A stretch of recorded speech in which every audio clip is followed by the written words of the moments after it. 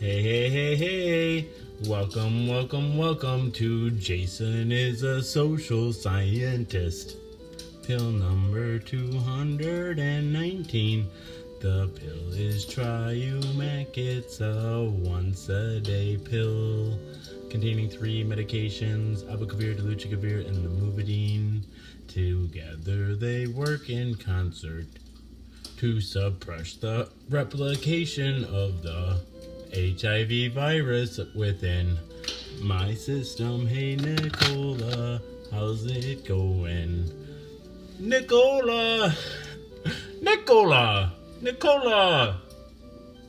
Hi. Nicola! How's it go? Dang it, right the heck.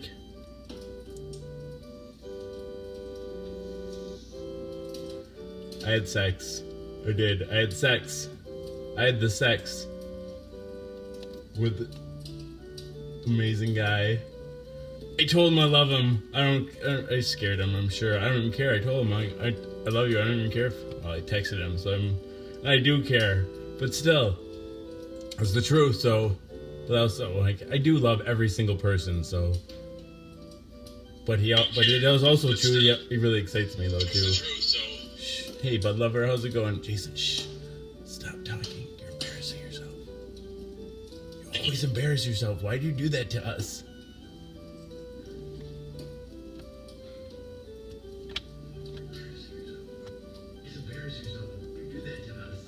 Why does he do that to us? Something, so Jason knows you're here. Who said that?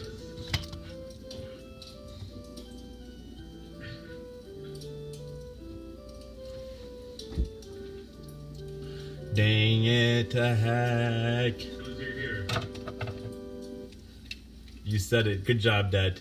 Good job. Good on you. Hey, Tiffany. Right to heck. Dang it. Dang it.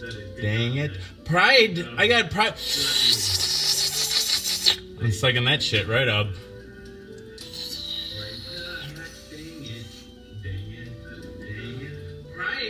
I am getting a late start. I had a date last night, and I went out, and I met this guy.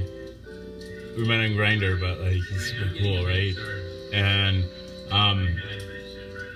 we went to a bar. I never go out ever. I can never go out, especially to a public place. And it was a date, so whatever. And then, but we groped each other and made out in a bar, in the front entrance of a bar for 2 hours. Never done that before. I really barely ever kissed in public, especially not passionately, and then not with a man for certain. I don't know, it's just it was fun. It was a lot of fun, and never with a stranger either. I've never made out in public with I just met him. In my past relationships, I've always been a serial monogamous, right? So and I've always been in relationships with women that I've been friends with and so this whole idea of going on a date and making out with somebody, it was fun. It was fun. And so anyway, he came over tonight. He came over tonight. He's from here, but he's just back visiting his parents. He lives out in Seattle, out in the Pacific Northwest.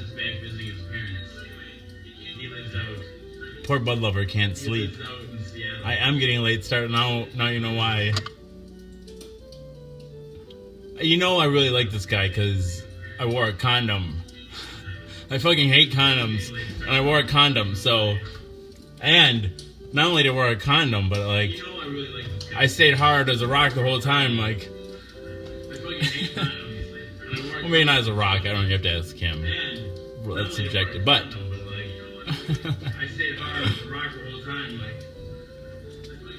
Does my wife not mind? It's definitely caused conflict in the past. We've had conversations more recently where I don't think we're gonna have sex anymore, my wife and I, which is okay. I find that it brings me bad feelings. No.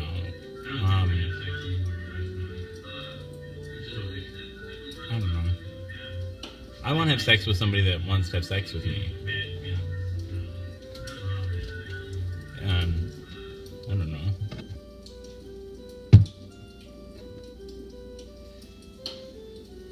I'll smoke with you, Nicole. Hey, Coffer. Hey, Coffer.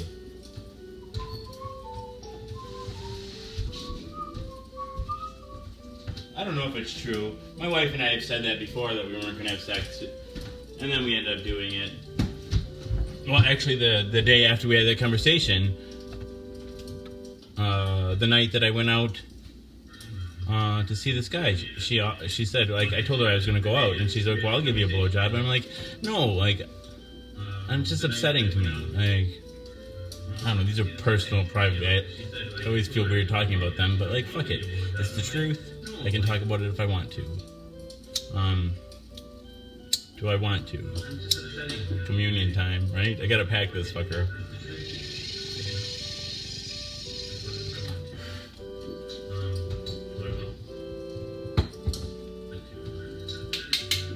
So, you know, this dude, like, I'll talk about more of the positive things, right? So, like, why focus on the negative things in life? I'm happy, I don't want to get in a bad mood.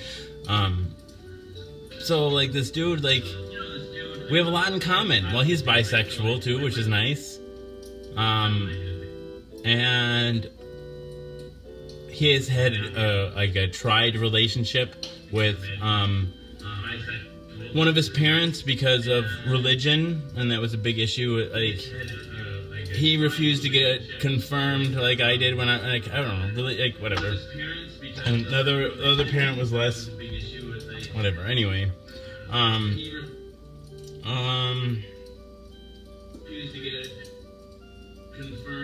think he's stoic, right? But I sense some depression in there, right? Like, I love those wounded folks, right? I think stoic, right? But he's wicked smart.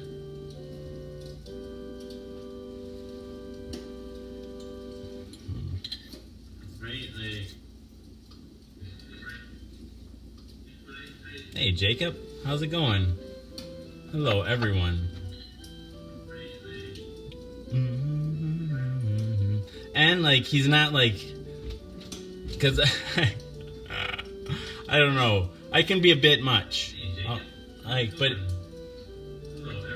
throw it all out there because, you know, eventually it's got to come out. Like, the ones that stick around, well, why waste all the time scaring people away slowly? Like, just scare them all away as much as you can, and then, I don't know, find it, whatever.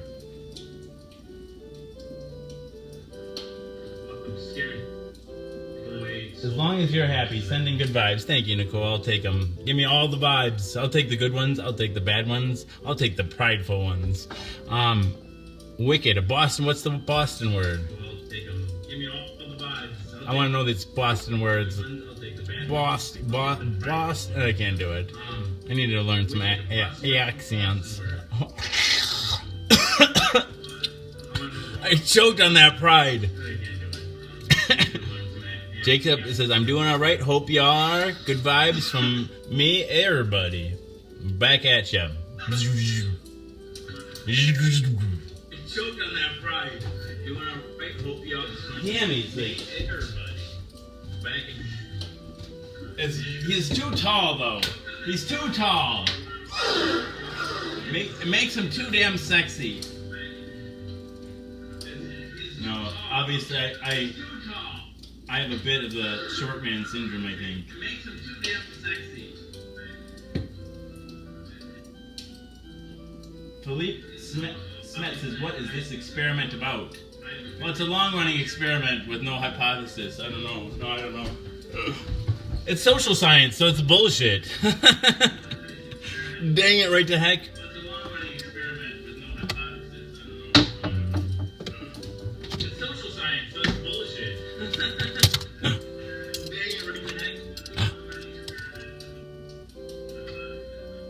Like I said earlier, you have danced with the devil in the pale moonlight. Whoa! You freaking silver. What? What did I just do here? Let's see.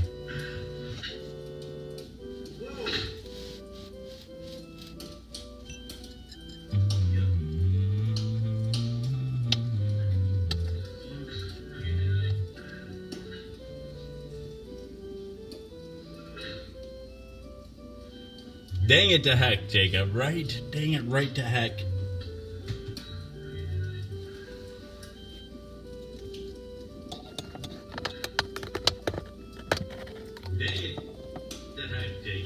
Tiffany's going to bed. I'm glad you stopped in, Tiffany. Let me read you a story. I don't think I got to your story last night. I got distracted.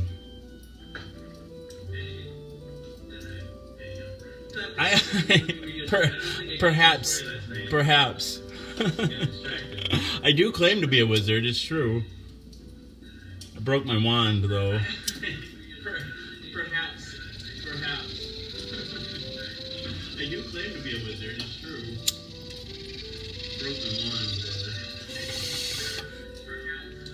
wand. Watch, I can do a magic trick. You want to see my magic trick? I made a potion, actually. Where's my potion? I can do a magic trick. Actually, I just stole it from Alice. Alice gave me this drink. She told me it would make me shrink. What do you think? Rinky-dink-dink? I doubt it. No, I'm a wizard. It'll work. I know. Go.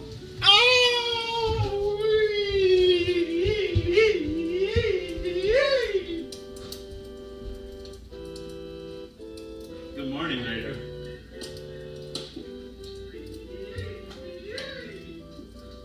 Wow.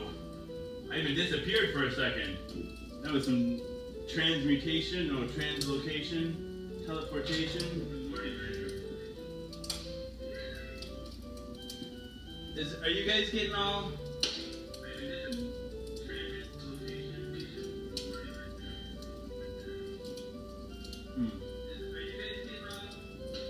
Is this all breaking up for you guys too? Is it all choppy?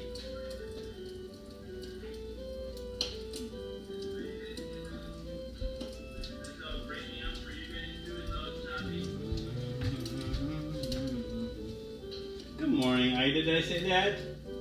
One happy man that good. Oh, it never lasts. It never lasts. But I had a good time.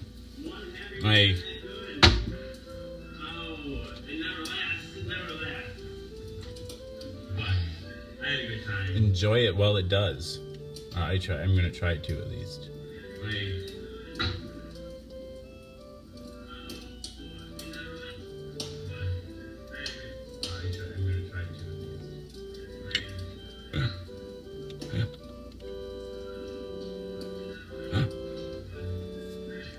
Okay, let's. We gotta build the subfloor. Build the subfloor. Yes, indeed, we must. Okay, let's. We gotta build the subfloor. Indeed, we must. Okay, let's.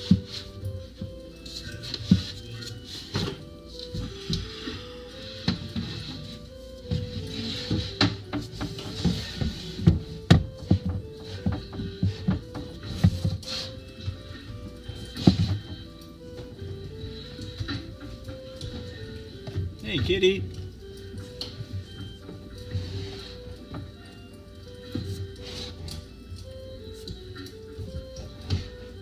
Hey, kitty.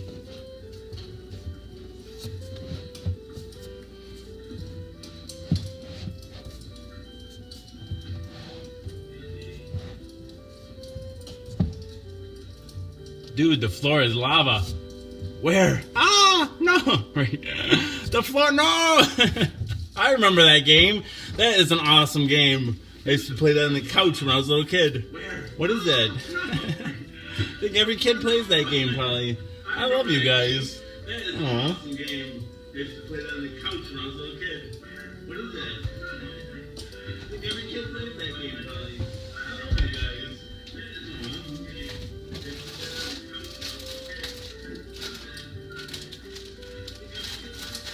Can you guys imagine? It wasn't that long ago. The world didn't have photography. It didn't have video, right? And so, at the best, there were the Renaissance painters, the ones that could draw close to like bring real life closest to capturing real life for the ages, right? So it wasn't until probably the past 200 years that kids probably played The Floor is Lava, because kids didn't know what the fuck lava was and they couldn't have seen it before. People call it the boob tube, but it changed the world. And it brought it united culture. TV, as much as air travel helped create globalism. It united culture. TV, as much as air travel helped create globalism. Here we have fireside chats.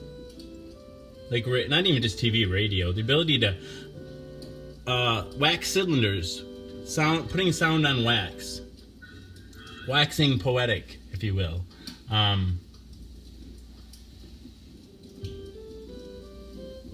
Well, memes. It's the same idea of a meme, really. What is a meme is a picture with words on it. No, a meme is just a picture. The idea to be able to spread ideas. And a picture's worth 1,000 words, right? A meme. I need to have a picture where put the word meme on it 1,000 times. They're like, this is two pictures. This is two pictures. Wait, what? People spread ideas. A meme. A meme on it.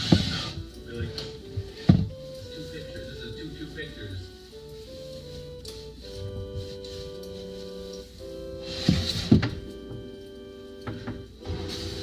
Meme is worth 1,000,000 words, but $0. A meme and a nickel will get you a cup of coffee. No, it won't. It never did, because when coffee used to cost a nickel, the word meme didn't mean anything, I don't think.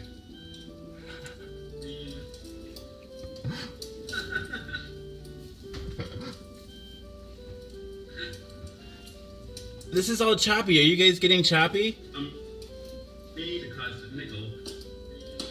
What did I name this show wrong? Wouldn't surprise me. This is all choppy. Are you guys getting choppy? It cost a nickel. What did I name this show wrong? Wouldn't surprise me.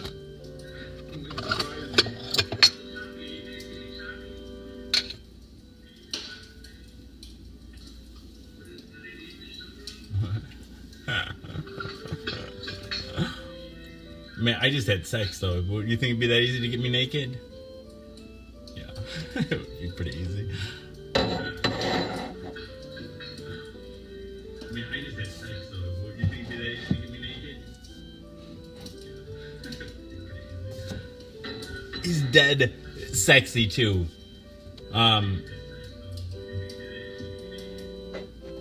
He went to Juilliard for the viola. And now he's in school, getting his master's in statistics, I think.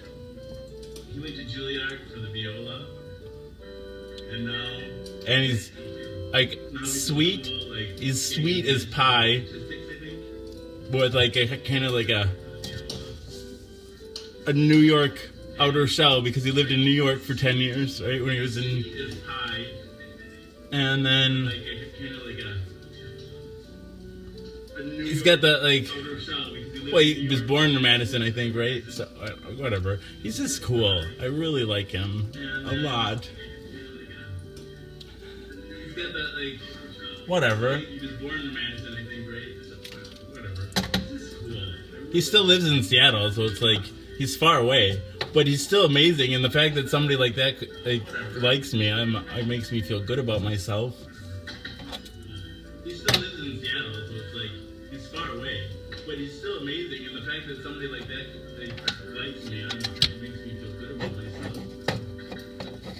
He still lives in Seattle, so he's far away, but he's still amazing, and the fact that somebody like that likes me.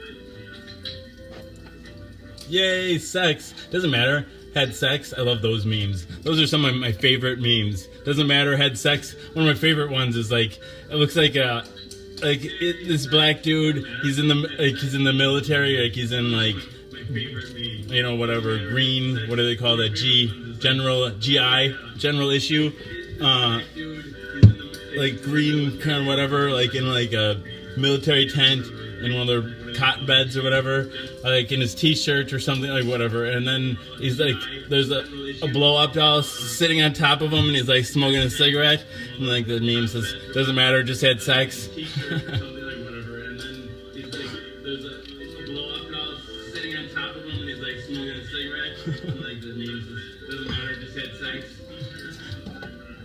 Like, well, there's a whole series of Christina Benjamin says, "Hi there. How's your day, night going?" I had a second date with a dude.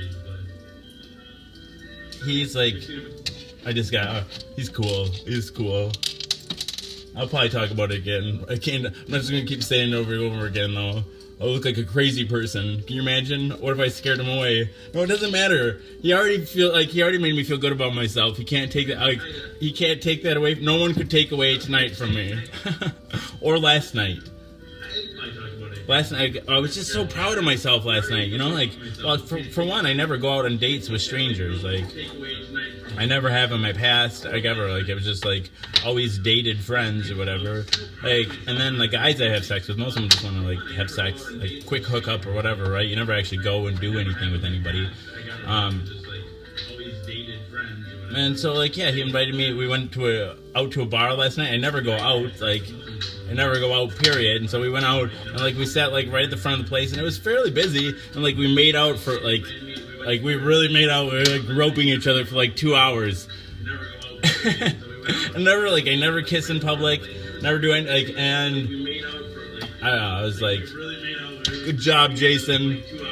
It's you know, and it's not even to be like for hedonistic reasons. It's purely to advance and fight stigma, and yeah, it's not for any. I don't get any personal gain for it. I'm just trying to advance society and culture. No, it was amazing. Yeah, it's not for any personal gain for it. I'm just trying to advance society. Or the song from The Lonely Island just hits like, I don't know if I know that. No, it was amazing.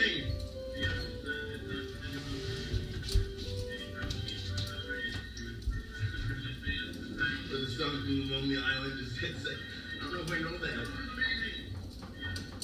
I played the cylinder for him.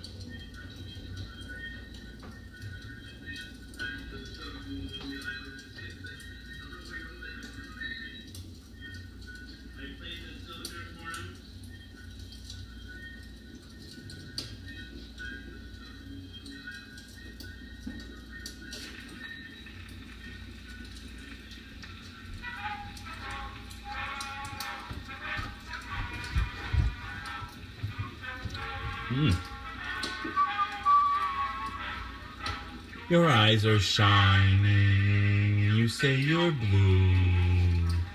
Heart is pining, I'm lonely too. Comes a yearning that keeps returning.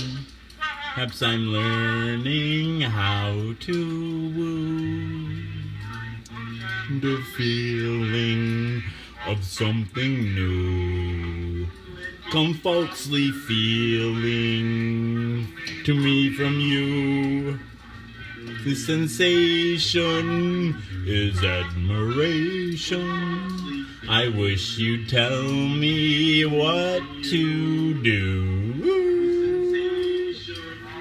Taking quite a fancy to you, dear. I'd like to paddle your canoe. Fancy you could like me too, dear. Are you looking at the way you do? No one in this wide, wide world, dear, whose tootsie-wootsie I would be.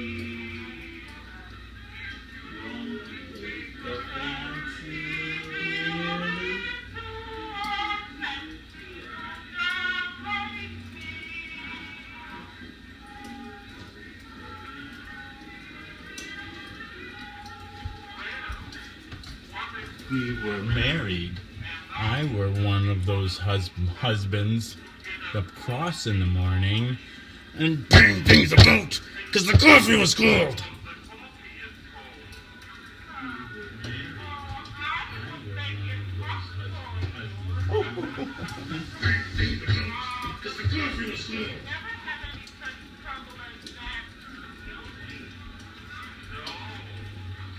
Our troubles will be little ones.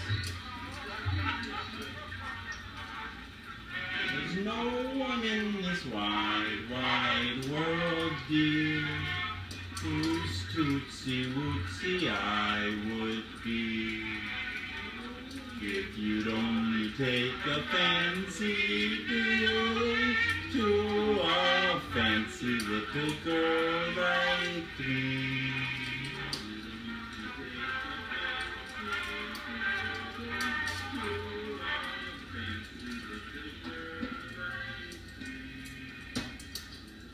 Good evening, Jack. Oh, I love Dick in the Box for sure. Bringing sexy back for sure. Justin Timberlake.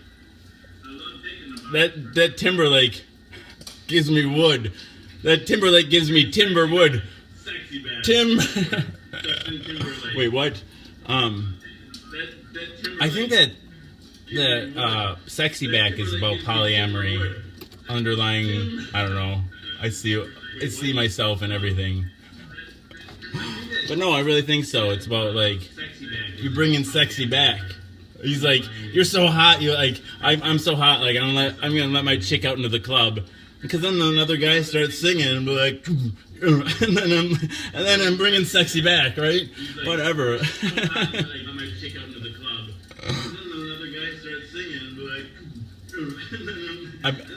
And then Andy, whatever his name is, whatchamacallit, yeah, everything is awesome. Everything is cool when you're part of a team. Whatever, I don't know. Everything is awesome.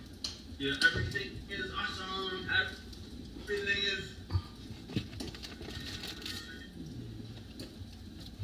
Everything is awesome when you're living our dream. When you're living our dream. Everything is awesome. Dang it, right the heck. I love the Lego movie. It's probably the best movie made ever. In some respects it is. And in other respects it's not. Like, there's no accounting for taste, is what my mom used to say, and I'm sure my mom also used to say there's nothing new under the sun, and I don't think either of those phrases were original to her.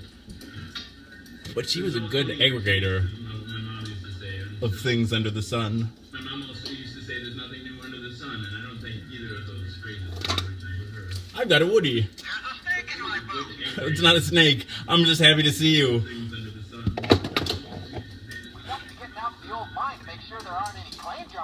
Oh, we'll get in there deep. Don't worry, Woody. As deputies too, that's right. Yeah. Oh yeah, thanks. Oh, I'm not done yet. Oh, all right. I don't know. Shh. Come on, you have to stop now. It was good. Now it's I knew he was gonna say something and I didn't have anything to say to. I can never put my Woody down. My Woody never goes. My Woody's never quiet when I need it to be. No, sometimes it is. Sometimes. That's a little loud. I'm higher up than I. Hold it together, Jason.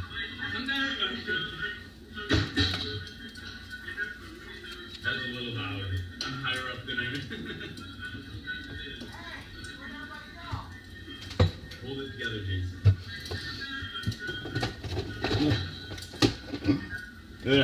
Well, now that Woody shut up, well, it's time to choke my chicken. I don't have my.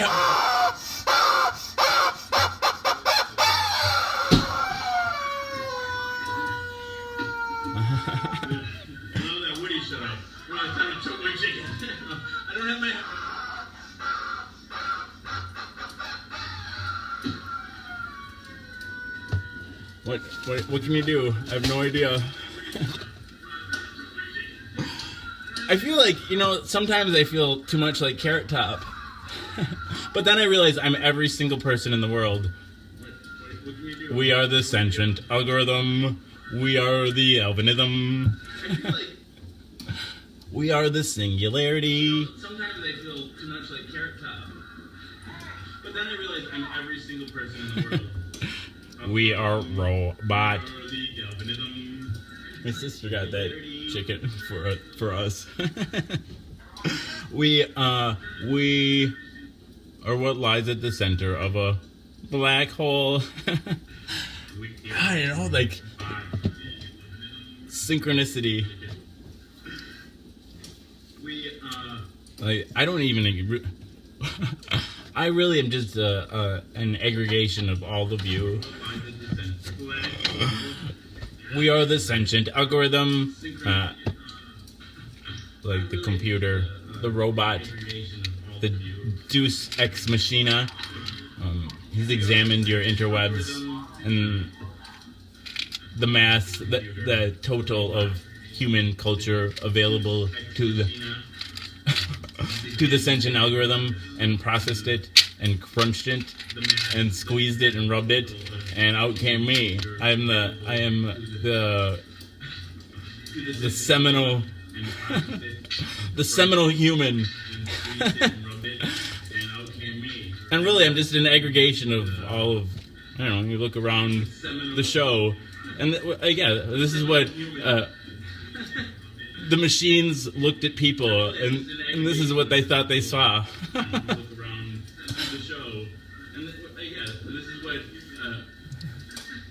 The machines looked at people, and this is what they thought they saw.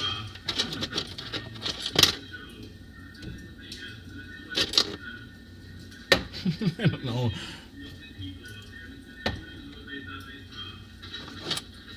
And then it tried to give you guidance. Go to space. Build places to live in space. Try to give you guidance. Get off your death rock. Even Jesus thinks so. Dang it to heck. To live in space. Where are all my space people? Get off your death rock. Even Jesus thinks so. Isn't that ironic, Bud Lover? My mommy did really love me. She did. She loved me with all her heart. Unconditionally. I really believe that. Isn't that ironic, Bud Lover? And I don't know, it was a good example for her to set for me. She loved me with all her heart. It filled me with love to give to other people, I guess. I scared off the guy that I told him I loved him, right? In a text after he left, and I'm like, but then he's like, well, I have to process that, right? And I said it, I'm like, I don't even care if it scares you. I love you, David. And then, when he said that, he's like, well, I have to process that. And I'm like, I don't want to minimize it because it's true, and I mean it. But I literally love every person. I'm filled with self-loathing, and in order to love myself, I start with everyone else. And I told him that he really excites me, and I said, but not everybody excites me, and I so much about you excites me, everything that I already told you, and a lot more too. So maybe excitement's better than love. Who knows? What is love anyway? I'm dead inside. That's what I kept saying. And I'm like all excited. I'm like giddy about it. It's ridiculous. Whatever. Just nothing lasts forever. Just enjoy the moment. I'm dead inside. That's what I kept saying. I'm all excited. I'm like giddy about it. It's ridiculous. Whatever. Oh, I'm too cute. Too cute by half. Too cute by half. That was another one of my mom's favorite sayings, which it's really a bastardization. It's a Midwesternization of too clever by half. Like, Too smart for your own good, basically. But too cute. Cute and clever are synonyms, and I almost like. I have an affinity towards it because that's the way my mom said it. But I really like too cute by half. From good, basically. But too cute and clever. Oh, I met him yesterday. And I almost like. He lives in Seattle. Like, I don't care if it scares him off. Like, it's true, and it's the way I feel, and I break all the rules. Like, I spill all the beans, I let all the cats out of the bag, and yeah, you just scare like that'll scare off the people that you want to scare off, or that what that'll scare off everybody except for who matters. And if 3 words that mean nothing scare a person off, then it really wasn't meant to be. And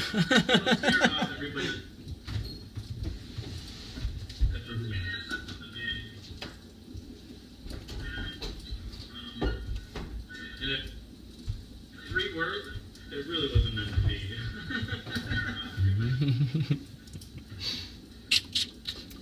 It's scary, but like whatever.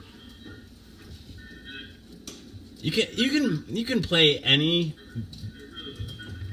deck you're dealt. You can play, or maybe you can. Like, not always. Like, I mean, some. It's scary, but like whatever. What basically what I'm saying is that confidence in yourself and loving yourself is infectious, and like no matter what you say or do, if you believe in yourself, God, it's like hard. It's hard. Like people like see that, and it's hard to. All they can do is either get infected by it or get bitter and turn away. People like see that, and it's hard to. All they can do is either get infected by it or get bitter and turn away. I don't know. It's so weird. Like just thinking about things differently can change their outcome. I don't know. Maybe not. Who knows? I'm just in a good mood. So weird. Like just thinking about things differently can change their outcome. And you know, he kind of chickened out. He invited me yesterday to go. I'm just in a good mood. And it would have been weird. It would have been really weird to go to his parents' 40th wedding anniversary. Like he's like, you can come with me if you want. Like, I think he's just being nice because you know I mentioned that my parents were dead, but you know it was just really sweet because and the invitation meant more than actually going because I don't know my wife didn't invite me to go to. I'm estranged from my wife's family, basically, and I wasn't invited to go to her grandmother's funeral, and Laura, by Laura, and like I don't know, and it really hurt my feelings. And it wasn't that long ago, and so for this virtual stranger, and you know, I could have gone, I could have pressed and gone, right? I could have I overstepped boundaries or whatever, and really pushed for it, but just the invitation and then whatever. It's just like it was just a sweet gesture, and he's just a sweet guy. Like that's I know, like you know, I just like things about him, and we have a lot of similarities. So like I don't like my love comes without strings or conditions. He's just a sweet guy. Like I know, like I don't expect anything from anybody. It's crazy how little I expect from people. The point I don't want anything from them because I don't want to get used to getting anything from them. I don't expect anything from anybody. It's crazy how little I expect from people. The point I don't want anything because I don't want to get used to getting anything from them. It's crazy how little I expect.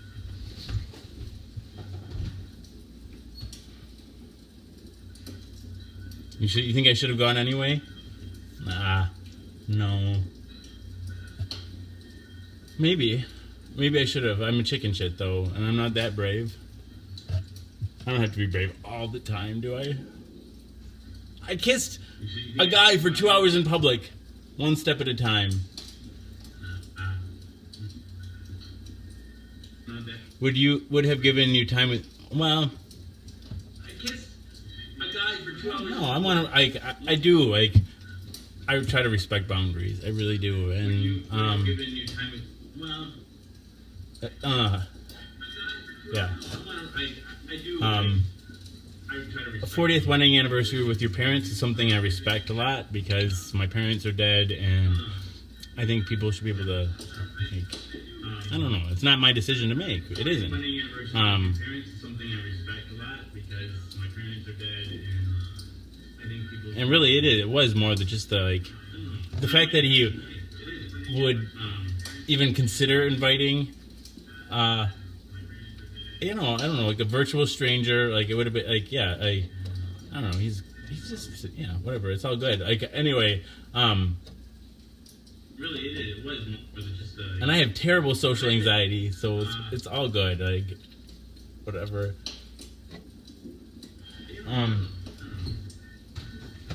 No, I'm happy. I am happy about the whole situation. Okay, so it's all good.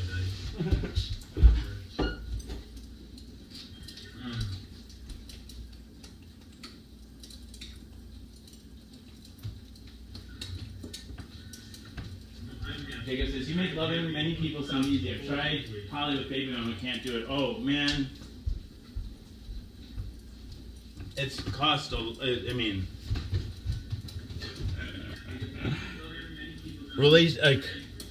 Anyway. After my wife and I started engaging in polyamory, it led to a lot of conflict between my wife and I. Lots and lots of conflict. There was domestic violence. I've been, I punched and clawed, and that was a long time ago. I moved out of the house for a year, and I'm back in the house now, and there's not physical violence now, and things are it's not the pressure cooker, but jealousy is an intense emotion. It was a long time ago. I moved out of the house for a year. It's like a combination. Where did I read this or something? Right? I don't know, but jealousy is a combination of love and fear, two very intense emotions. And the fear part is like the fear of loss, and love. It's like your fear of losing the feeling of love, and often jealousy can be mixed in too with relationships. Like so much of your life is tied together. Like you can feel like you're losing your financial security, your the security of your housing. It might come with a big change in your standard of living.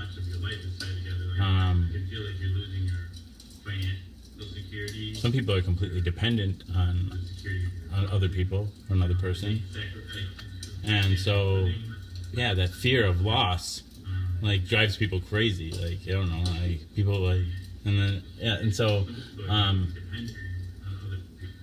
there's so much we're taught. There's so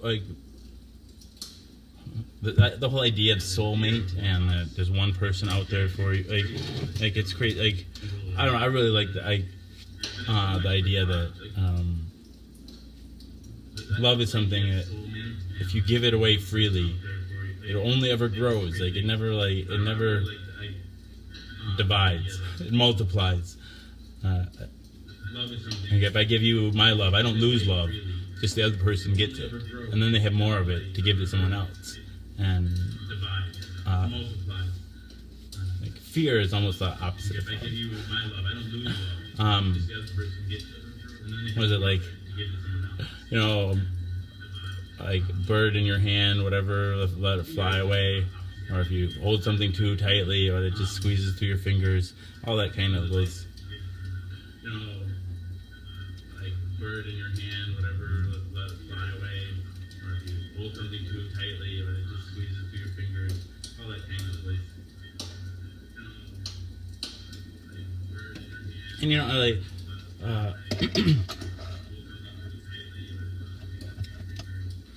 we're animals, right? We didn't evolve we evolved before the Bible. Let's put it that way.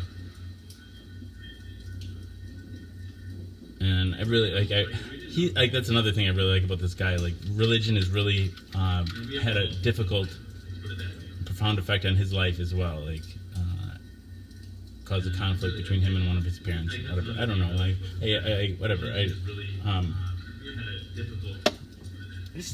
Whatever. It's all good. I don't want to say so much that like somebody who like knows him could watch this and be like, I know who you're talking about.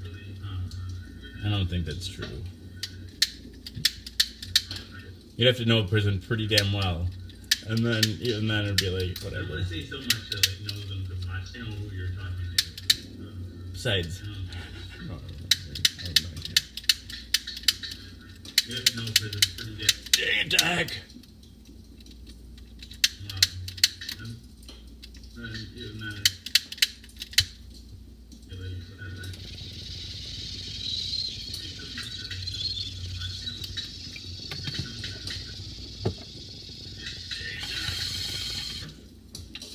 We'll tear down relationship if you're careful. Jealousy will with what you want and need from each other. At rough times. I moved back in with her today, actually. I'm glad you're able to pull it off. Yeah, it's been like... Well, and then... Of course, like... I mean, to be fair, I've fought with every single person I've ever lived with. From my parents to roommates to ex-girlfriends to an ex-boyfriend. Everyone, to a letter, I've argued with every one of them, like pretty intensely, like, and that's probably it probably says more about me than about all of them. To an ex-boyfriend. Everyone, to a letter, like pretty intensely, like, and that's probably me than about all of them. I don't think we were meant to be monogamous either. Like, probably, there's probably there's evolutionary pressure to stay together long enough to raise a child to the age that it would survive into adulthood, right? Survival, and there's evolutionary pressure to stay together long enough to raise a child to the age that it would survive into adulthood. That's the 7-year itch they talked about. That, like, I don't know. Can't say that with certainty there's biological and evolutionary pressure, but it's like I think it seems like a good hypothesis. With certainty there's biological and evolutionary pressure, but it's like I think it seems like a good hypothesis.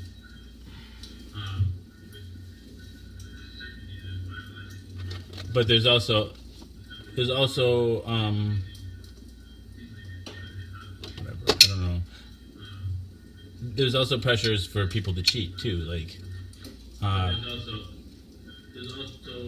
especially with really funny guys, funny, witty, there's also pressure for people, smart guys, cute guys, because especially with really funny, I haven't. Well, I'm sure some of the guys I'm with are cheating on somebody, but I don't make a practice of going out breaking people's hearts, right? Cheating, but whatever. I'm not like a homewrecker, I don't think. Anyway, but I'm going. That's a goal. That's a bucket list. Wreck some homes. I'm just. What are you talking about, Jason? No. What's my point here? I'm distracting myself. I'm driving myself to distraction. I'm frozen. Thank goodness. Oh, anyway, because we want. That's the other thing about this David guy. He's really funny, and I was like, well, I sent him, like, I met him on Grindr, and I sent him screenshots of the show, and I'm like, I was in the middle of the show, and I'm like, you can come over here and have sex if you want, I'm in the middle of the show, but, like, I think you're really cute, or whatever, blah, blah, blah, whatever, and, you know, like, so I think he saw, like, he did see this, there was Trimac, and he knew I had HIV, I didn't even have to tell him, oh, he knew once, he's like, I already know you have HIV, he sent me, and I'm like, well, I thought you might figure it out, because, like, funny usually equals smart, and he had like this witty joke in his Grindr profile, and about bisexuality. I'm bi mouth daily and whatever. So like whatever, like, and he's bi, and like he was told a pretty funny joke about and and what?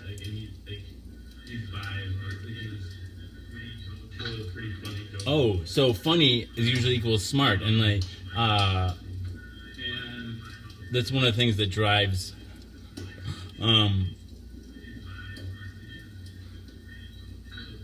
human evolution. That's why we keep getting smarter, because women want to fuck men that are smart. Well, and what makes me say this? This is just a hypothesis, and I can speak my mind and even be wrong sometimes, right? Cuttlefish, like, that's why I love cuttlefish. What makes me say this?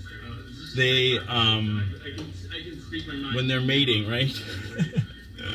the big males will fight each other for right to mate with the women, right? Whatever, and so while the big bull cuttlefish are fighting, sometimes like these more demure, slight to frame, let's say, cuttlefish, they probably have a smaller cuttle bone, maybe even, probably.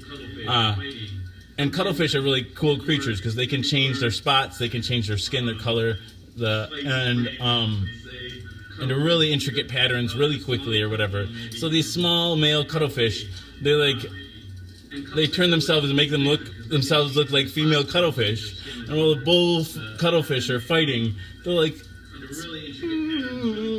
float in and quick stick their semen in the female cuttlefish's semen little pockets. And so that's interesting enough in itself. It's a good technique. But what's even more interesting is that cuttlefish female can be selective about which semen. They keep track of which semen they fertilize from, because they have a bunch of pockets for semen. And then when they go to fertilize their eggs, they can pick out the semen that they want to fertilize their eggs. And like 80% of the time, when the female went to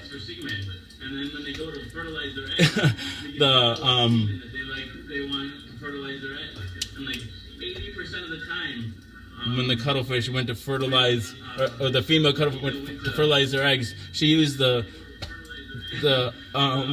cross-dressing cuttlefish's semen. And the reason they think that they do that is because it's pretty smart to like sneak by these big ass you'd never be able to beat, and like, yeah, cuttlefish are amazing. And the reason they think that they do that is thanks, Christina. It's a pretty like life is gonna go back to normal. Like, I'll be pissing and moaning about the same old shit that I'm always, but like tonight was a good night, and that's all that matters. It's not all that matters, but that's all I have in control of at the moment. That I'm always. Hey there, Tim Hopper. How are you?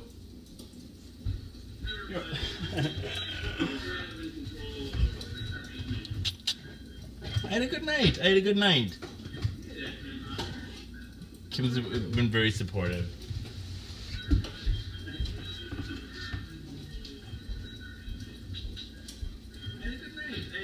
Oh no, Jacob, I get it. Like I'm gonna keep trying with my wife. I probably will. Like, I know I will. I want it to work. It's really easy to get hopeless. I can only have the same conversation, and I've heard her too now, like, that's the thing with abuse. It really is never a one-way street. It's one of the things I would teach in assertive communication. Even the most passive person, or aggressive people, like the aggressive communication, people who yell and are angry and or whatever. Like what happens to those people is like like people might on the surface they might agree to whatever the person just to get the person to stop yelling. But people get angry when they're angry. They try to undercut, whatever. Like, man, unless the person's a real tyrant and they you instill the fear of death into people, people will undercut you. No one wants to, the person, an aggressive person, ends up isolating themselves and being alone and feeling guilty, and that's just a shitty place to be.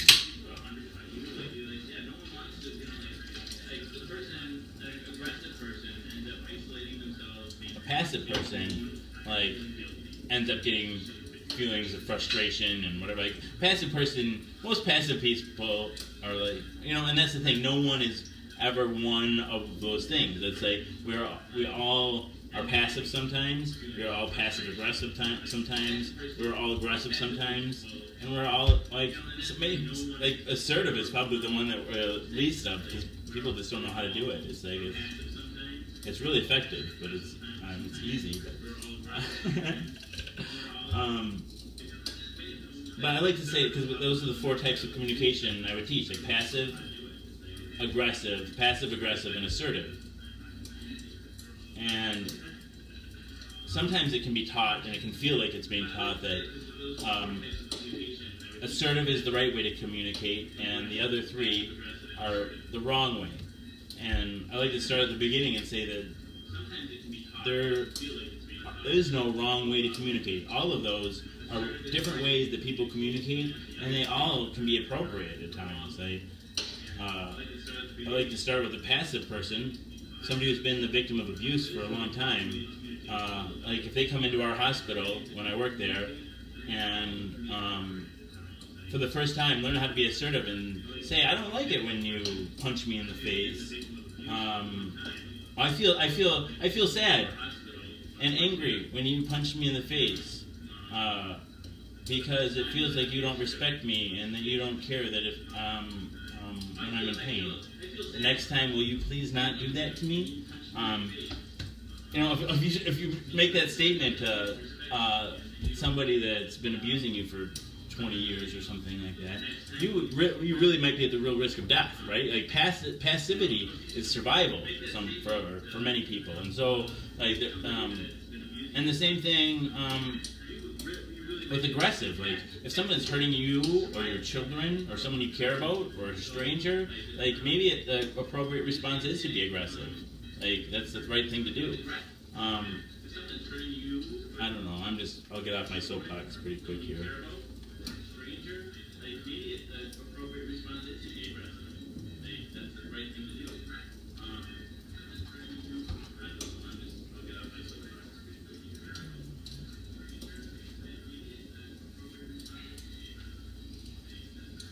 I don't know, I'm really kind of bouncing all over the place tonight. Sorry, guys. And gals. And people. Sorry, people. I'm just going to start using the word people. Sorry, people. Hey, people. People. Peeps.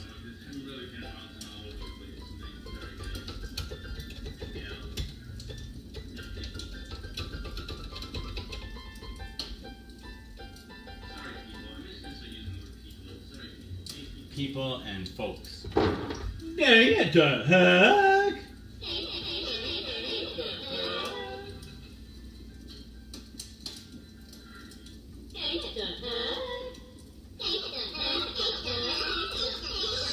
Dangers?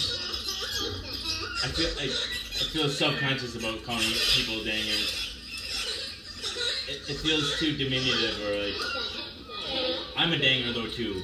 I'm the main danger actually because I dang the show. If you take it dang to me, whatever you want to do. But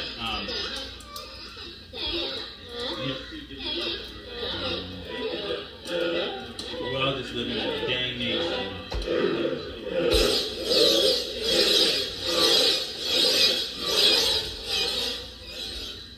I'm gonna talk myself into depression pretty soon here again.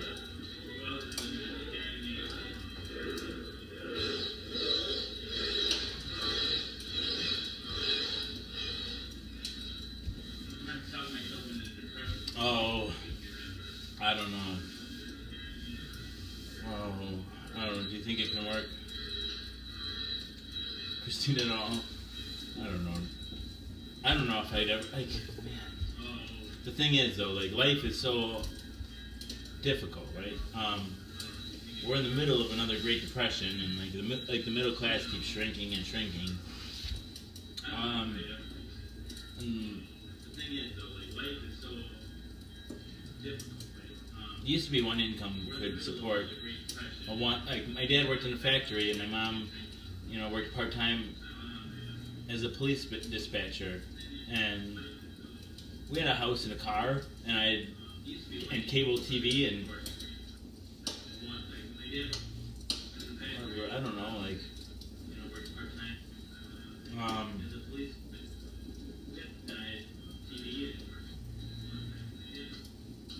anyway, I just think it's really nice to have a partner in life.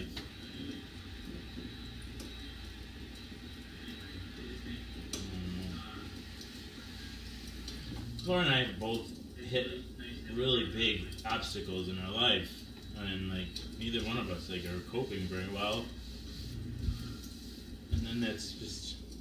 Laura and I have both hit really big obstacles in our life, and like neither one of us and that's.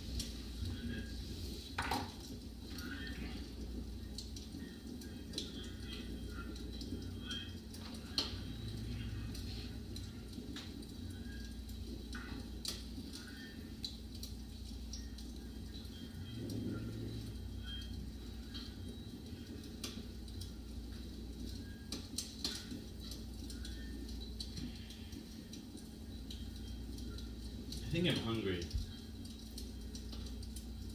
Good night, Kim. I'll read you a story. I never did read Tiffany her story again, too. Gosh, dang it.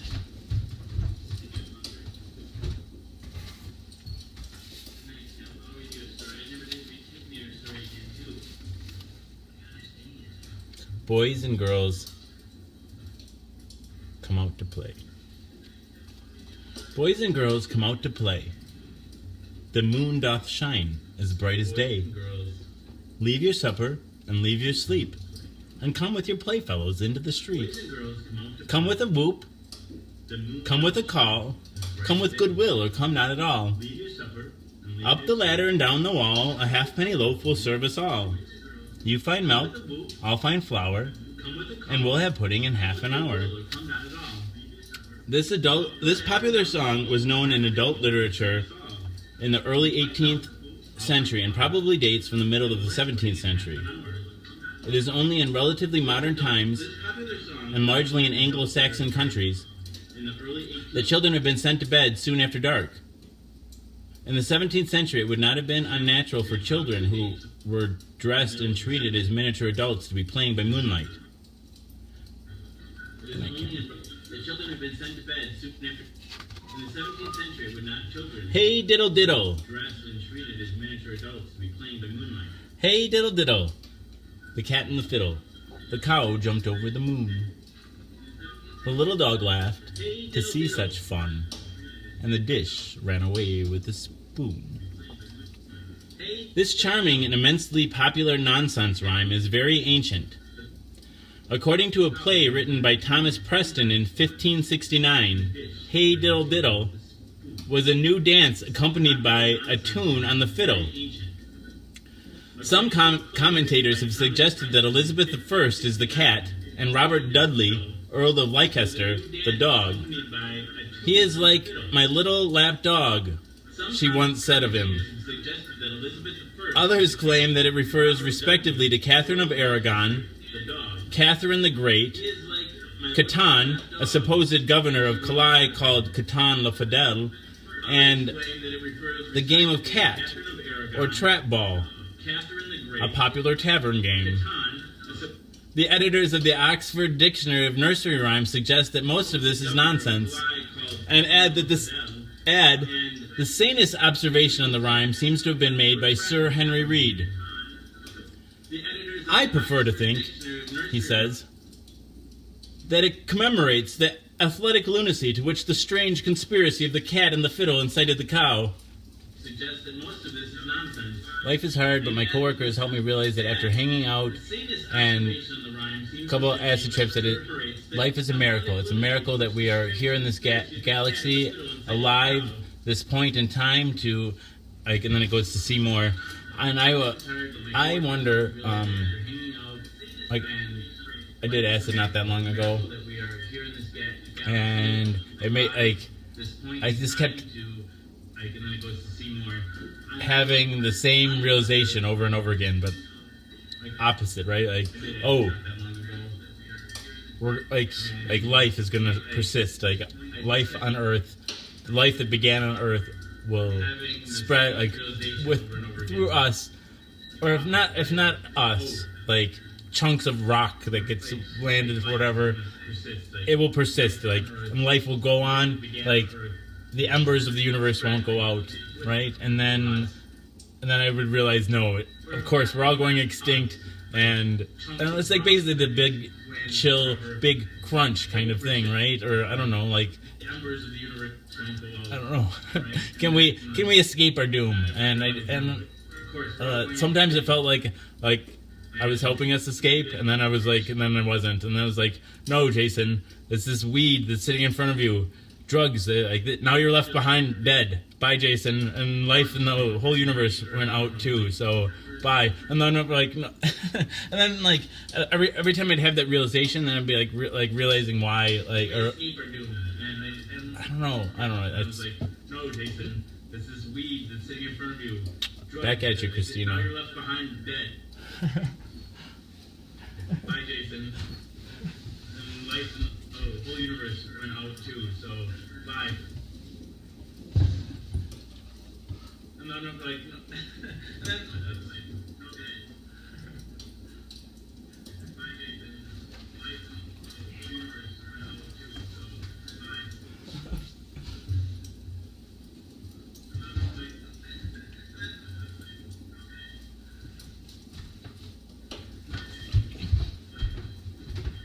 well, the horn for this phonograph, but there's a phonograph behind it, and that phonograph back there was like the keys to the universe. I don't know.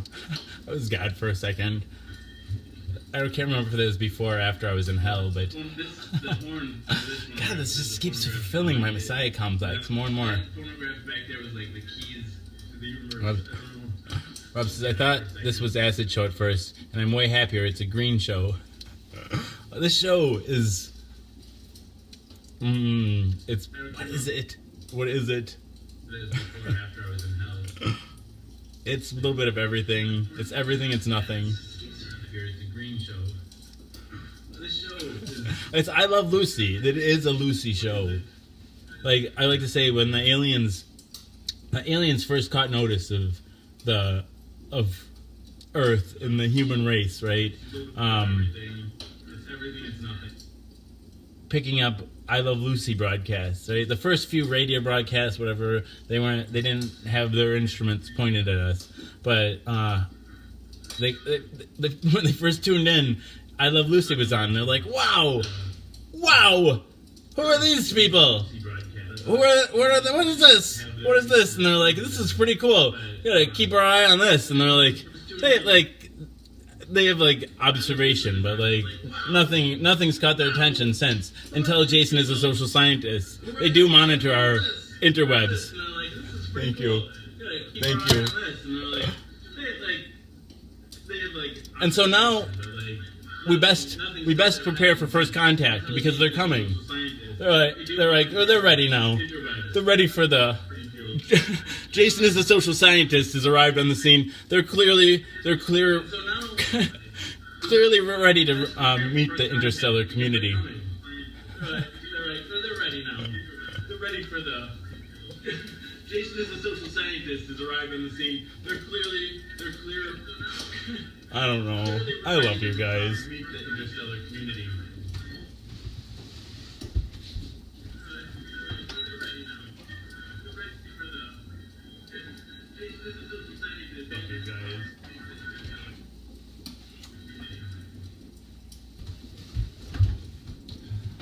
That's another thing that inspired my acid trip feelings too. Was like this idea that like life was going to persist or it's not going to persist. There's a space-time series on PBS. I used the PBS app to get it. It's like, I think it's a web series, really. It's like 10-minute shows, and It's like this idea to persist. There's a space-time. there's a pretty strong argument to like the fact that we don't see aliens, we don't see evidence of like an intergalactic, because there's been like basically the argument there's been time.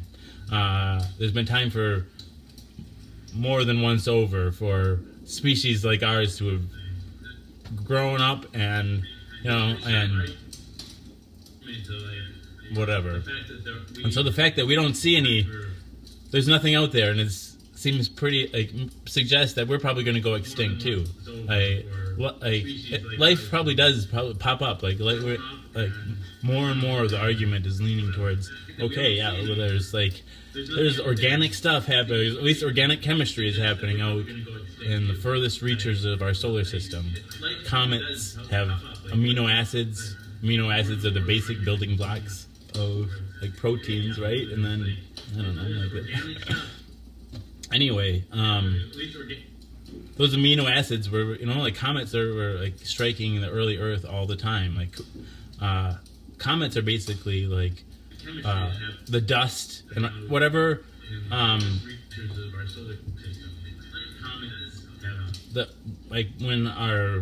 when the sun was first forming, when our Earth was still first forming, it was just a big nebula gas cloud.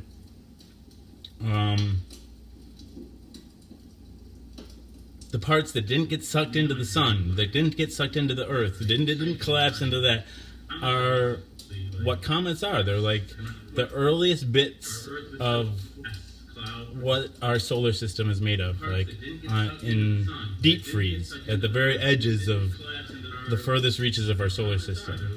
And inside that, like we sent a probe that followed behind a comet, like caught some of its tail, and there's amino acids in those comets. Like the organic chemistry is happening out there, and that really suggests to me that like there's something that happens in space. It doesn't have to be on one of these rocks that creates the building blocks for life. And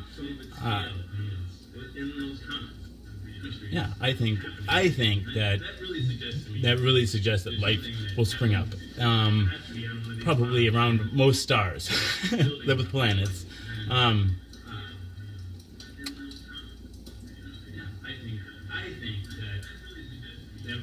Maybe it's a certain amount of hubris to think that like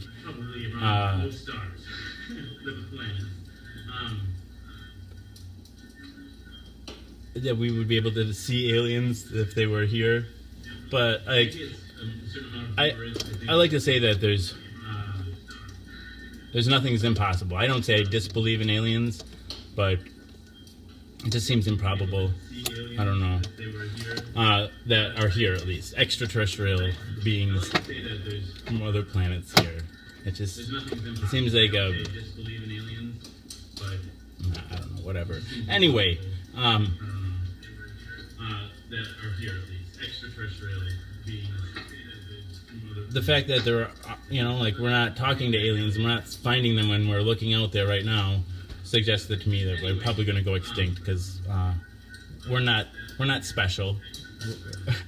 Like humans always like to think they're special. Like, well, the Earth is the center of the solar system, and then when that wasn't this. Like the church got really pissed when this. Like we're always thinking we're the center of everything. I don't know when else. There's other examples of that, but I'm drawing a blank. I'm rambling.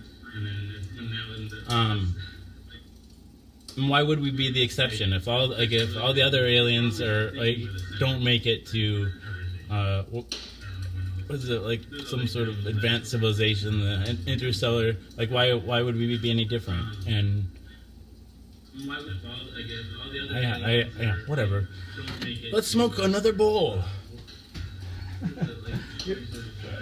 I always hate sounding like the know-it-all. I don't know anything.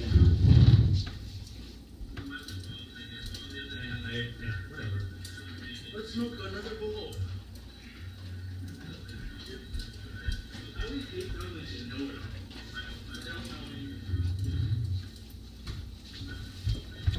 Almost everything I know I learned on the TV.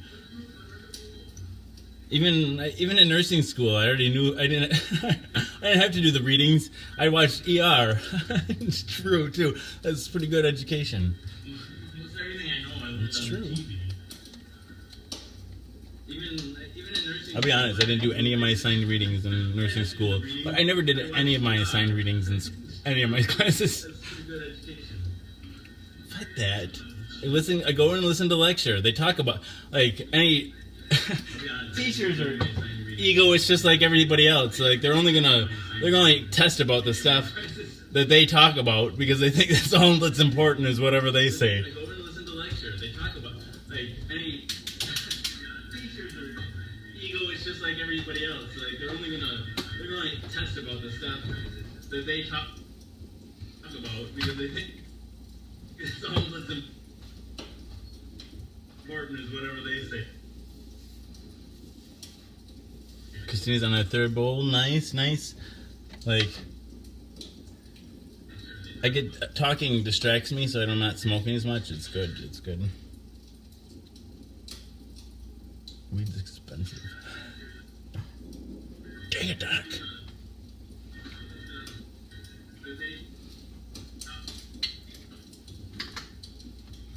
A third bowl. Nice.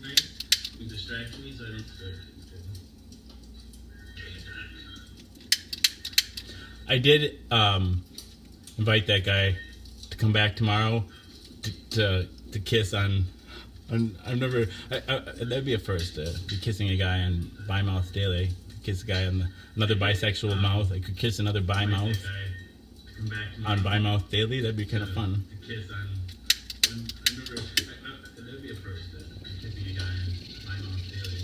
Kiss a guy on another bisexual mouth. Kiss another bi mouth. Daily, that'd be kind of fun.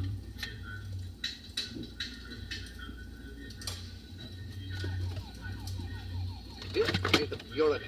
Was discovered at Uranus. Is more than what your Uranus.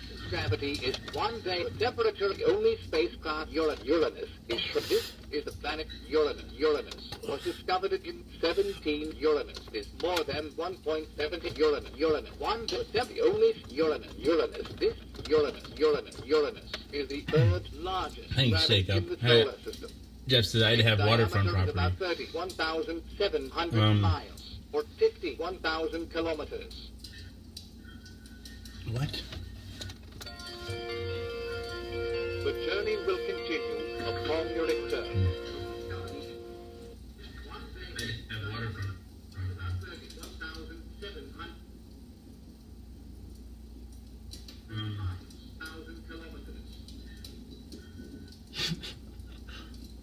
I've been practicing making faces. Warning, Will Robinson, warning.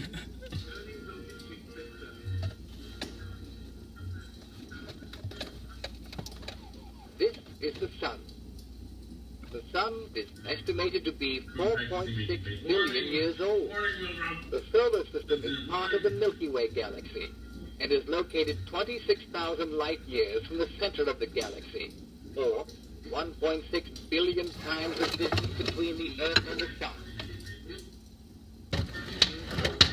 The Sun's diameter is about 865,000 miles, or 1.4 million kilometers. It is located 26,000 light years from the center of the galaxy, or 1.6 billion.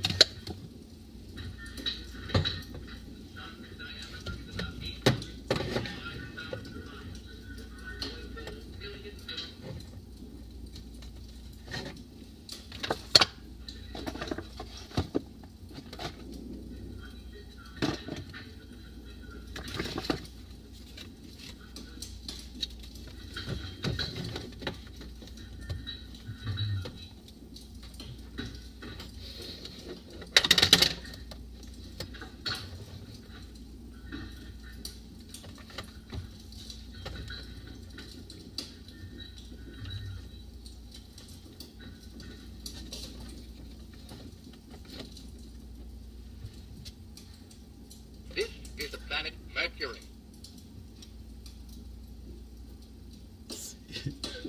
That's Mercury.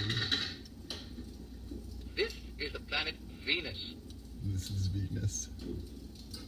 This is the planet Earth. This is really exciting. Come on, do something else. This is the Sun. The Sun is estimated to be 4.6 billion years old.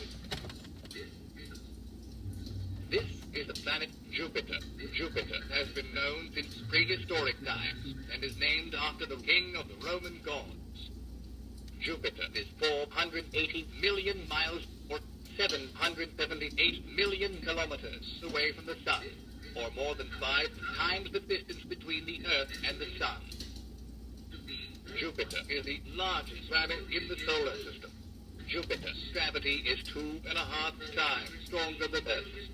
1 day on Jupiter equals about 10 hours on Earth, while 1 year equals nearly 11 years and 10 months on Earth. The temperature at the cloud tops of Jupiter is minus 224 degrees. This Uranus was discovered in 1781 and is named after the Greek god of the heavens. Uranus is more than 1.76 billion miles or 2.9 billion kilometers away from the Sun, or about 19 times the distance between the Earth and the Sun. Uranus is the third largest planet in the solar system. Its diameter is about 31,200 miles, or 51,000 kilometers.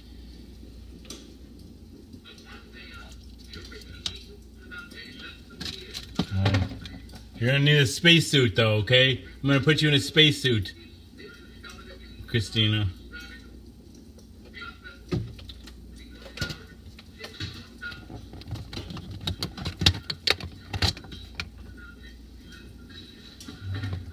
You're gonna need a spacesuit, though, okay? Put you in a spacesuit, Christina.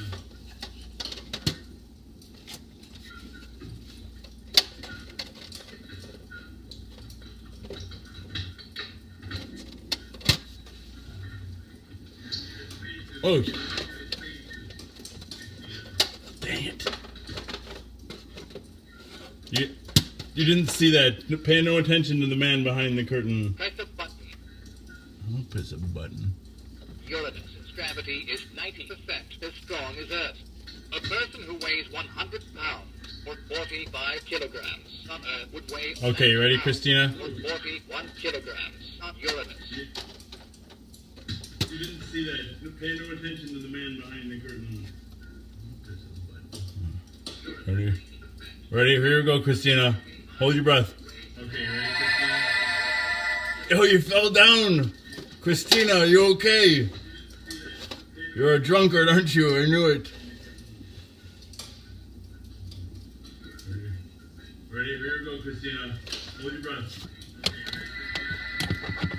Oh, you fell down, Christina. Are you okay? You're a drunkard, aren't you? I knew it. It was obvious, but I still love you.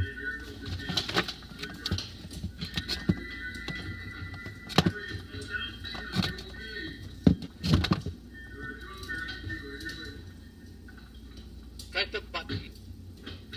This is the planet Neptune. Neptune was discovered in 1846 and is named after the Roman god of the sea. Neptune is 2.76 billion miles or 4.5 billion kilometers. Neptune is the fourth largest planet in the solar system. Its diameter is about 30,800 miles or 49,500. It's duality. This is more like purgatory. You got lost in purgatory.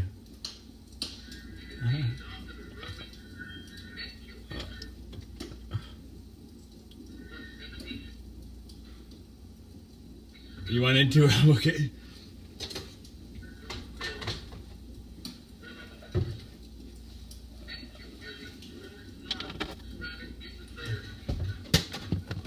Duality. This is not like purgatory. No, I'm not here to judge at all. Everyone's welcome here. Everyone. The murderers, the pedophiles, the rapists, the petty thieves, the prideful, the shameful, the weak and the weary, the strong and the great.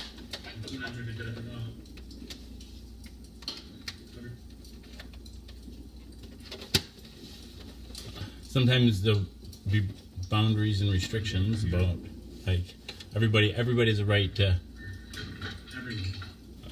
Bye, Jeff. I'll read you a story after I beam in Rob here. Okay, Rob. Sometimes there'll be right to. Well, it's. I don't know. I ask people not to judge me, so how can I judge other people? And I do want, like, everybody has a right to safety and security, or at least, like, ideally. And so I think, I don't know, as a society, we could try to achieve those.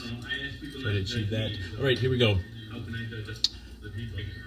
Everybody has a right to safety. Beam. Ready? 1, 2, 3. Ready, Rob? Yay! He's here! I'm here trapped with all of you. Alright, here we go.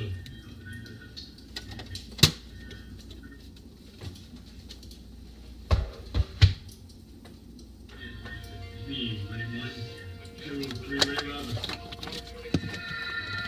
Yay! He's here! I'm here trapped with all of you.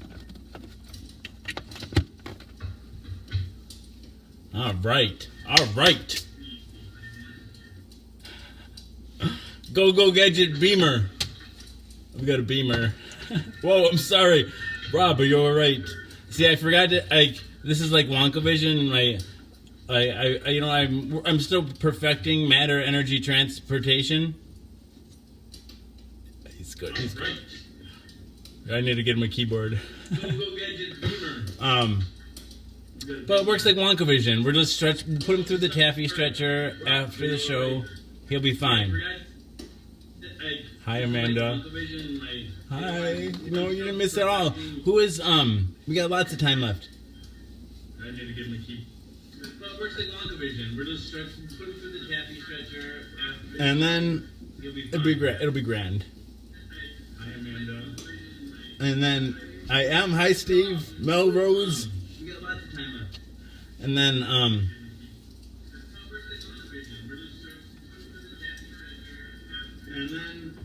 it'll be grand. And then, what next? Hi, Steve, Melrose. And then, I could share the show too. I've been so chatty. I didn't even share the show. I've got my wife's account to share the show with. What? No, just fuck sharing the show for a little while. I'll just share it with my own account. I could share the show too. I've been so chatty. I didn't even share the show. I've got my wife's account to share with what? Hi, Amanda. No, just fuck sharing the show for a little while. Hi, Amanda. I'll just share somebody said they're going to bed. Jeff Rosen said he was going to bed. I had a little pony. I love this one. I get to work on reading it though. I don't really like the way I read it. Let me work on it. I had a little pony. I had a little pony. His name was Dapple Gray. I had a little pony. I lent him to a lady. I get to work on reading it though. I don't really like the way I read it. To ride a mile away. Shh, Jason. Really? She whipped him. She slashed him. She rode him through the mire. I would not lend my pony now, for all the ladies hire.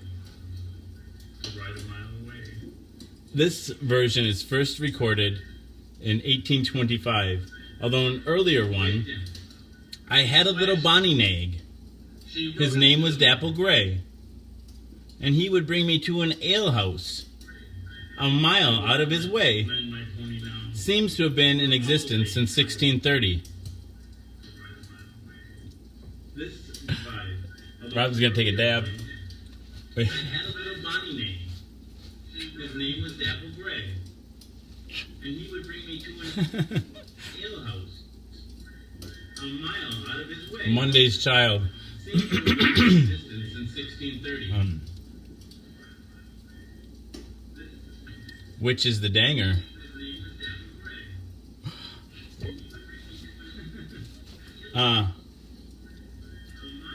Monday's child is fair of face. Tuesday's child is full of grace. Wednesday's child is full of woe. Thursday's child is far to go. Friday's child is loving and giving. Saturday's child works hard for his living. But the child that is born on the Sabbath day is bonny and blithe and good and gay. There are numerous versions of this well-known prophecy, all dating from the 19th century. Works hard for his living. The child that is born on the Sabbath day is bonny and blithe and good and gay. There are numerous versions. David Dabbler, welcome back, my friend. Welcome. I love you, man.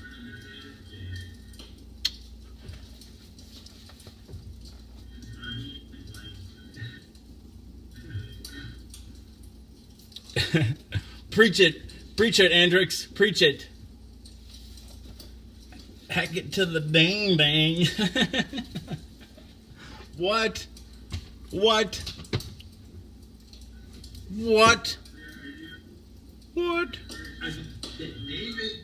I don't even have the mini fireplace up and running.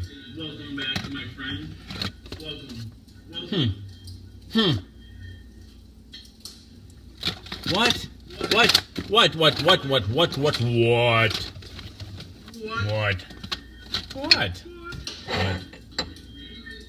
I don't even have the mini fireplace up and running. It's a thing. It's a look. It's a look, Amanda. I went like this. I wrapped it up. I had it up like this, and then I let it go, and this is how it looked.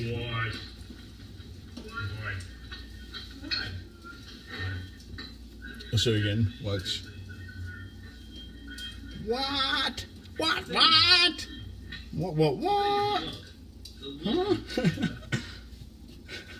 Huh? No. I wrapped it up. I had it up like this, and then I let it go, and this is how it looked. Whoop. I hate it when I get a space station wrapped up in my hair. That's how you know you've become a god. When you're doing your hair, it gets tangled with the International Space Station. What? It's a true story.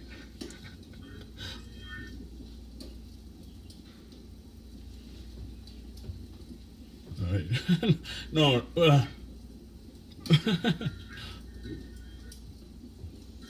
The space station, right? How you know you've become a god. Spencer Reed. Doing your hair. What's circuit? Circus. This is a circus. See, Rob knows what I'm talking about. These guys. I'm so angry with them.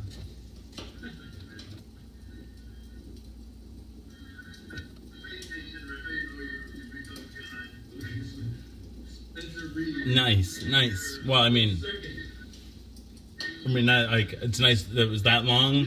It's nice that you did a dramatic change like that. It's too nice as it fit. Like, it's cool. Like, it's a big change though. That's a lot of time. I don't know if you're a nostalgic person like me. All of a sudden, like now I'm like, I grew my hair this long. It's like, well, how long should I keep it this long for? Like, well, I'm never gonna grow it this long probably again. I don't think, unless I cut it and I'm like, oh my god, I miss my hair. Like, I have my hair's never.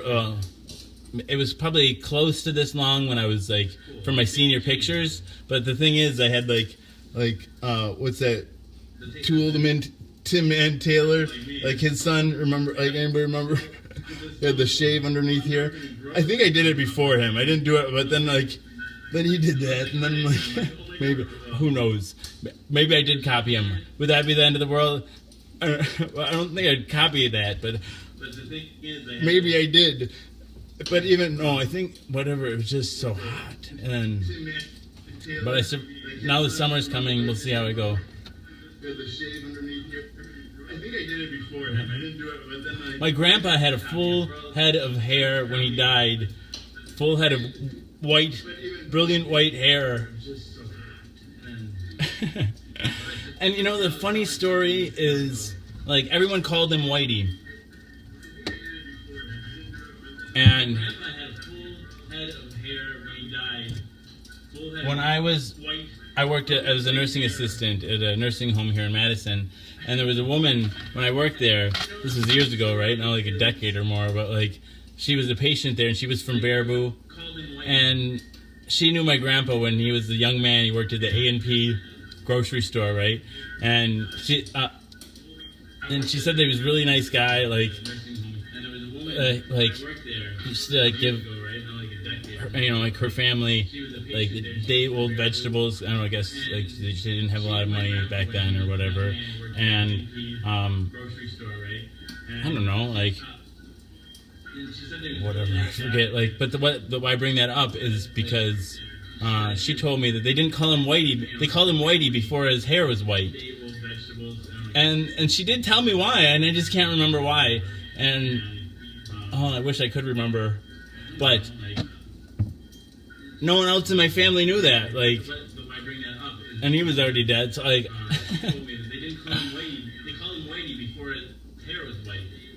Anyway, she did tell me why, and I just can't remember why. And I really liked his white hair. He died when I was 11, but no one else in my family knew that. Like, and he was already dead. When I was 8, after I cut my hair that time, I bleached my hair. Lots of times, right? It was, anyway, I was going for like the sick boy look. Oh, who the hell cares, Jason? Shut up. Here we go.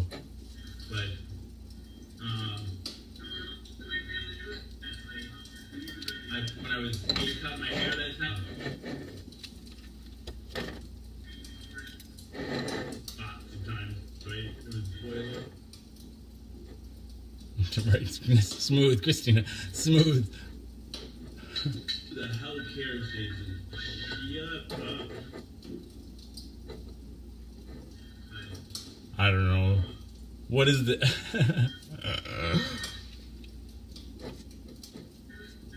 I think it's still going.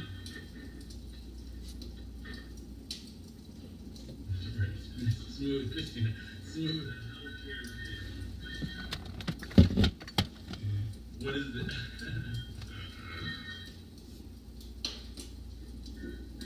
I think it's still going.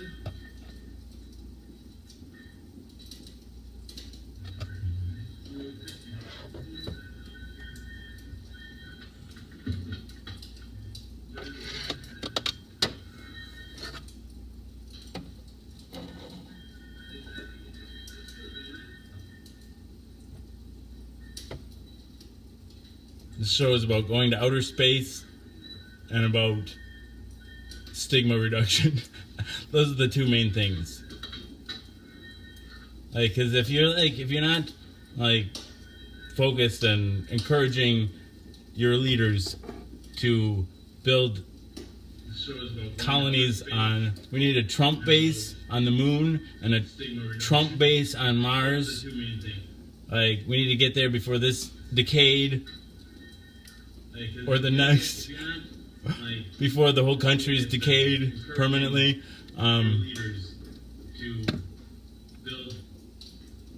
By the end of this decade.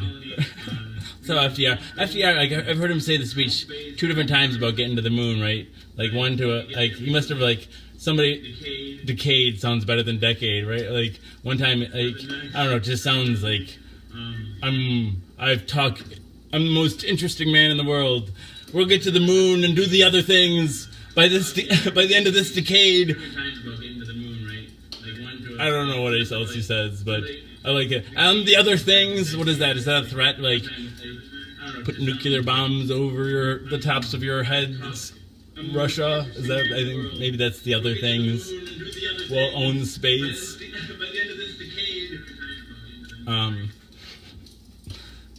So, yeah, we need to live in space. Like, we have all our eggs in one basket. Like, all the eggs, all the ovums. are literally in one figurative basket. The basket being Earth. And we're just twiddling our thumbs. Like HIV, all the other bullshit, all of it, all the like Russia, nuclear weapons, whatever.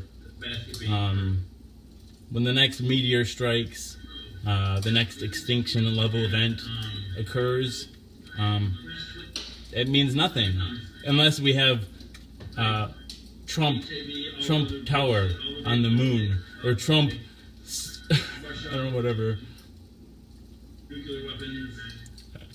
We need to get up there faster sooner than later. And right now, like, it's so crazy. It's so close in hand. We have rockets. We've been to the moon. We're closer than like life has ever been to like preventing its own extinction. And I don't know. We're just twiddling our thumbs. We have rockets. We've been to the moon. We're closer than like life has ever been to like preventing its own extinction. I like Prometheus. I'm looking forward to. Is the new one out? Because I have no idea. So are they gonna go to that home world and unleash it on like those I'm looking forward to those Adonis, what do they know? Those Atlas, what are those superhumans? They look like they're made of silicone or something, right? They're not carbon-based life; they're silicone-based. I have no idea. But anyway, they're sturdy motherfuckers with pretty and gentle faces.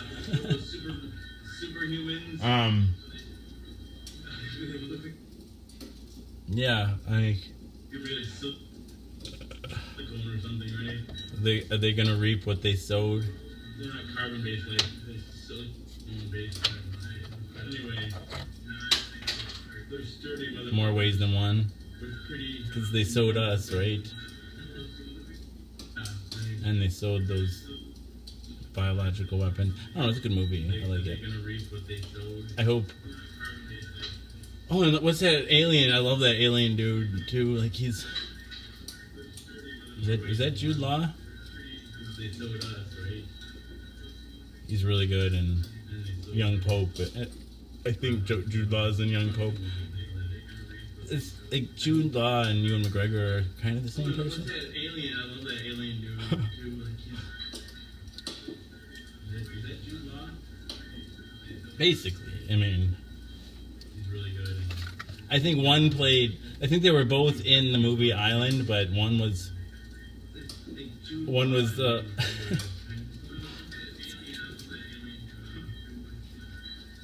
You missed my story about my date tonight, huh? It was fun. I think they were both in too much fun. I'm not allowed to have fun. Forget that. It's like the shoes are gonna drop pretty soon here. You missed my story about my date tonight, huh? Well, he lives far away, and I'm like, I like to make up fairy tales in my mind, but like, I know that fairy tales aren't real, but they're fun. It's I had a really great night, and that's the important part. It just was fun. And well, he lives far away, and that was yesterday. Yep, same guy. I like to make up fairy tales in my mind. I liked him so much, I even used a condom. I hate condoms. Part of it because, I don't know. It just was it was fun. I really like him a lot. He's really cool. Yeah, well, condoms make it just hard to. I don't know. I have anxiety already. I don't. And then I have this whatever. And then. And there's other better ways to protect yourself. That's the other.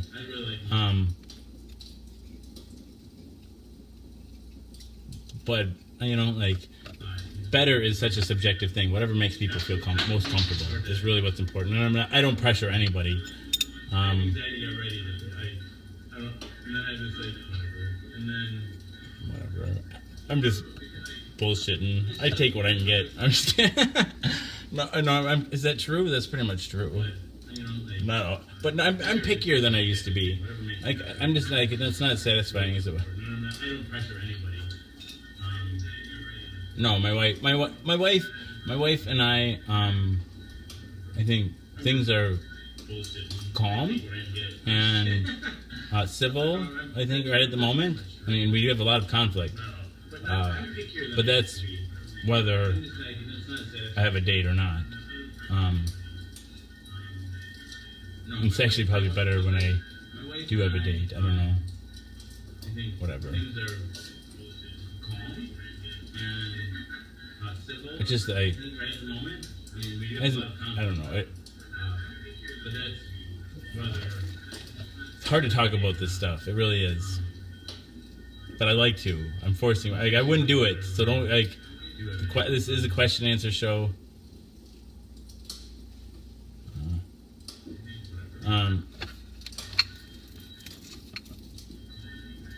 I'm working on it, Rob. Working on it.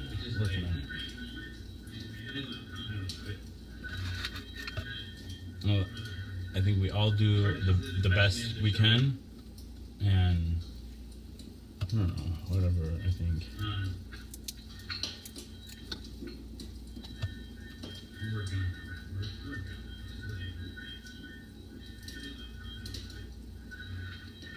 So no, I don't. She doesn't date like.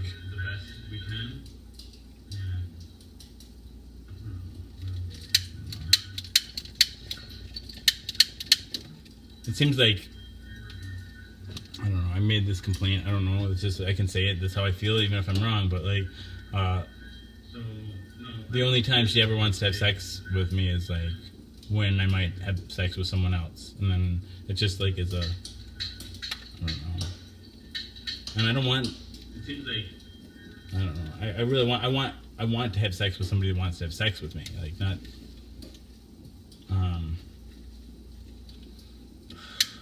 I don't want to have sex at all, and then I get horny. Like that's what it is. I don't even want to have sex.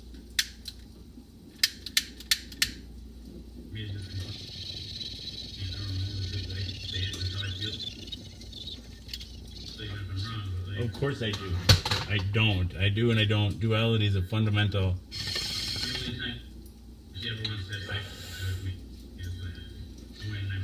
Yeah, we've done the threesomes and all that stuff quite a while back. Like, I lived out of the house for a year. Like, I don't know, we did the polyamory thing for like going on almost a year and a half, 2 years, and then I came down with the HIV, and then and there was a lot of conflict even just during the polyamory and like that all that stuff, and then I got the HIV, and that was kind of the last straw, and I moved out for a year, you know. I mean, I can talk about it. Why am I so afraid to talk about it? Like, so like during the polyamory situation, there was a lot of domestic violence. My wife clawed me on more than one occasion, punched me in the nose. Like the first time.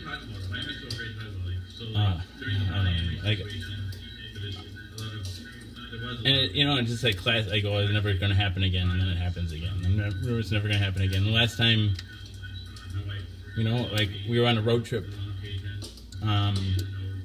Like I don't have to be afraid about talking about the truth. Like I am, but yeah. But when I found out we were on a road trip, when I found out about the HIV, we were on our way to Colorado, and we were at the top of Pikes Peak. Well, no, like I found out in Iowa or something. I live in Wisconsin, where I'm at. And the doctor called and said, you know, like I already knew it was a possibility, but it was like a confirmation, whatever. And then I was really hoping, because I had hand and foot and mouth disease like a couple weeks before I tested positive on like viral illness. Like recent viral illness is one of the things that can cause a false positive. So I was really hoping.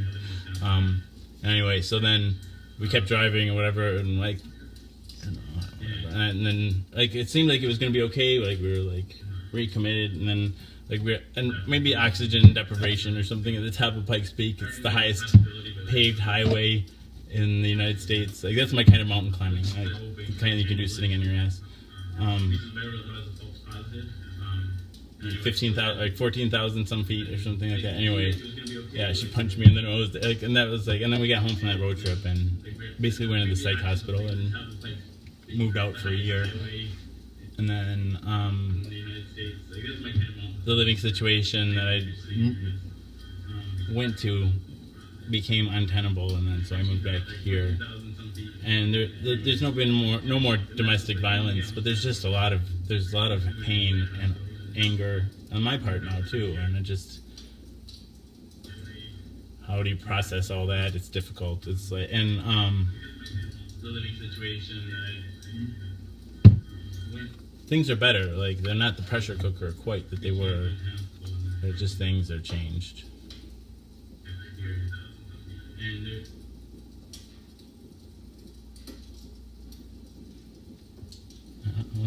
Well, I don't know how safe it is. This is I've wound up in the psychiatric hospital because of doing the show. People have called Child Protective Services. It's not a safe place, but safety's an illusion. It's the safety dance. Safety dance. Safety dance. That keeps me safe. It's like a rain dance, but safety dance. Safety dance. I wound up in the psychiatric hospital because of doing the show. People have safety's an illusion. Safety dance. It's recorded. Anybody can come back and look at it. That keeps me safe. It's like a rain dance. I have no illusions of safety.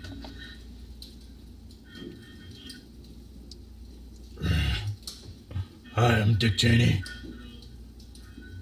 I burned a bunch of files in my vice presidential offices, and I okayed the torture of other human beings, and I am a war profiteer, and my company Halliburton builds private prisons and holds immigrants and children and profits off the state to fill my pockets, and I lived for a long time without a pulse, and I jumped a donor list to get a heart, and what else? I didn't have a pulse because I didn't have a heart. They kept me alive with a machine that left me pulseless. And I went to the UW-Madison where this guy, Jason the social scientist, lives.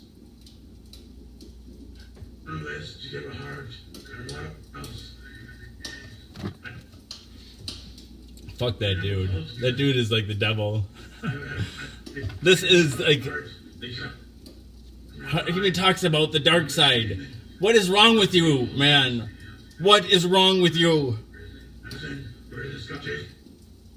I can't find them, but they're around here. I've got a Condoleezza Rice, a President Bush, and a John Ashcroft.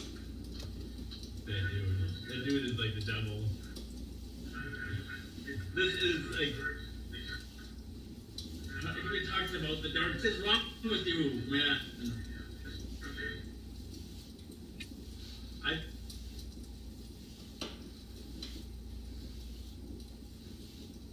I can't find them, but they're around here, I bet. Condoleezza Rice. How did Trump get in once? How do we we celebrate ignorance in this country? And in all levels. Like, we got to the moon already. We have cell phones. Science, just do your thing somewhere else and quiet. We don't need anything else. We're happy now. Thank you. You didn't even get to the moon. You just invented a camera and a computer, and that's a really detailed story you came up with too about how you got there, and physics and stuff and rockets, all that shit, all the witnesses. It's just amazing what you guys are doing nowadays. And a computer. And it's a really detailed story you came up with too about how they. And the Earth is flat. Like it's just. And physics and stuff and rockets. We live in a post-truth world. It's just amazing what you get to do nowadays. Ron Paul. That libertarian bullshit. Like, I think it is. It's basically Mad Max world. They want us to live in. It's gonna meme like that, but it's true. Like, libertarians are Ron Paul's Mad Max, and what like who is Star Trek: The Next Generation? Like, I have no idea. Socialists. I do. I think Democratic socialists. That's me. I'm a democratic socialist. It's gonna meme like that, but it's true. Like, they're Mel Gibson. Ron Paul's Mad Max. Yeah. Well, he's anti-Semitic, right? I don't know. I don't trust that very much. I mean, like, there's still a place for him here in the echo chamber, but I don't think I'd put him up as my leader. I don't know. I want my leader. You know, because I am not a leader. Really, I'm not. Never. Like, I want the ear. I want to be the hand of the president. I want to be Trump's hand, and then I don't know. Maybe not Trump's hand. I want to be Pence. Oh my God. I want to be Pence. I guess I have to be careful. I do electric shock therapy on me. I want the ear. Oh, I'm gonna make some noodles. What are you yesing, Christina? Yes!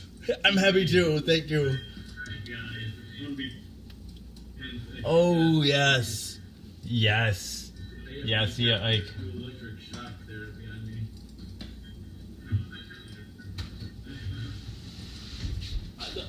The only movie I really liked of his, I didn't like Mad Max. I liked Waterworld a lot. I'm really a big fan of Waterworld. What are you saying, Christina? Yes! Oh, yes. Yeah,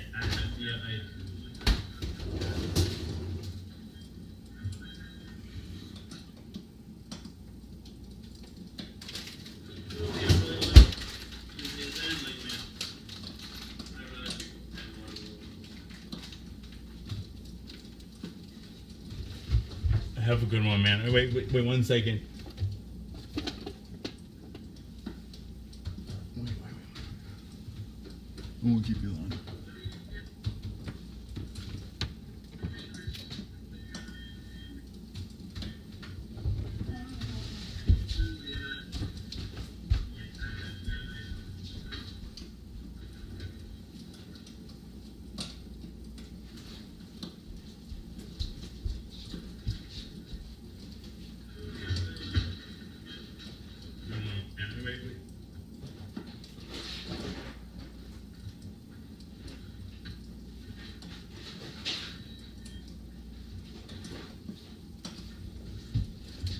Is that even him? That's Kevin Costner, isn't it?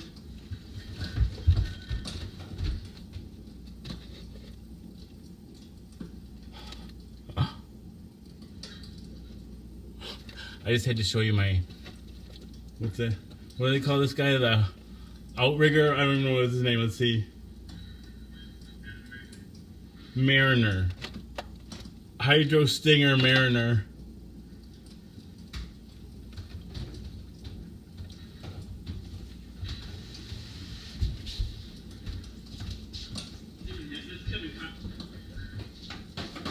The new Mad Max sucks too. Like, it's. I just had to show you. I don't know. What do they call this guy? The outrigger? I don't know what his name is. It just doesn't make much sense, the whole thing. I don't know. It's just kind of loosey-goosey on. Isn't it like radiation? That's just a good excuse to have like hot chicks that they have to steal or something, right? Well, and it also plays in everybody else is obsessed about apocalypse as much as me. Like, no, but I don't think everybody else, like, people love the idea that like we're all gonna die and going to see movies about it, but no one seems to want to do anything about it.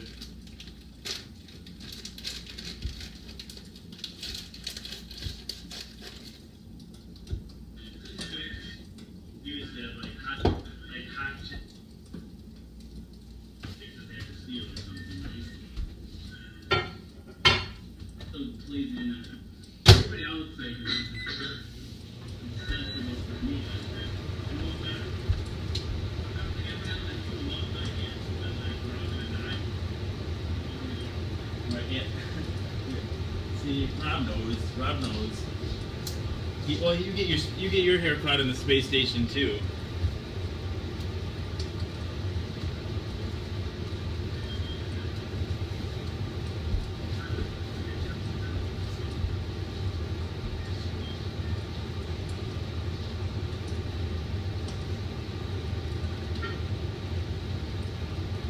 I just hit.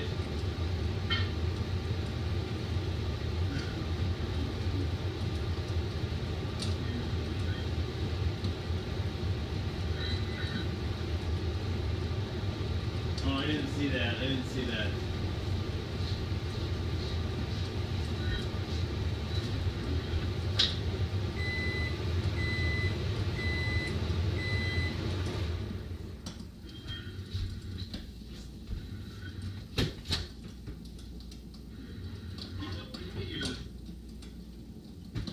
Space Station 2.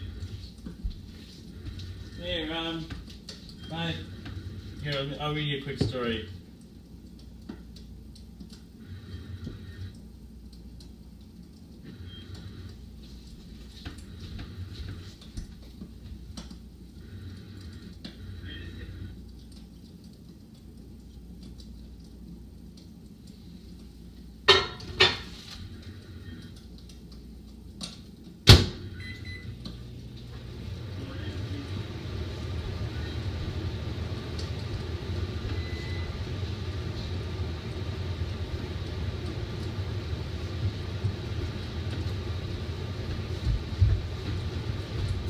There you go to sleep, mister. Dance to your daddy.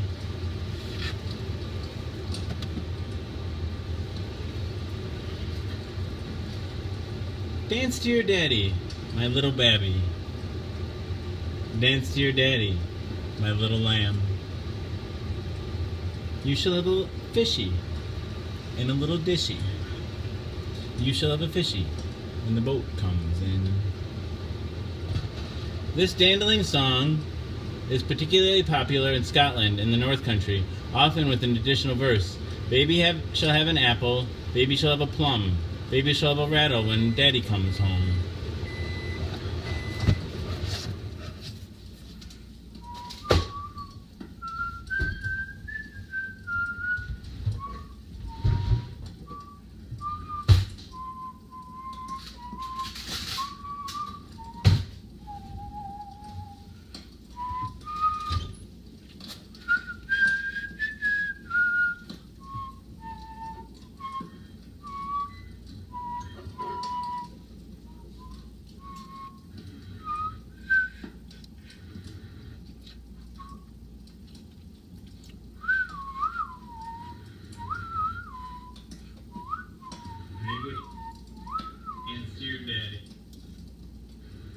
What's going on with that? My little baby. It's particularly popular. Shall have an I hope. I hope this isn't as glitchy for you guys.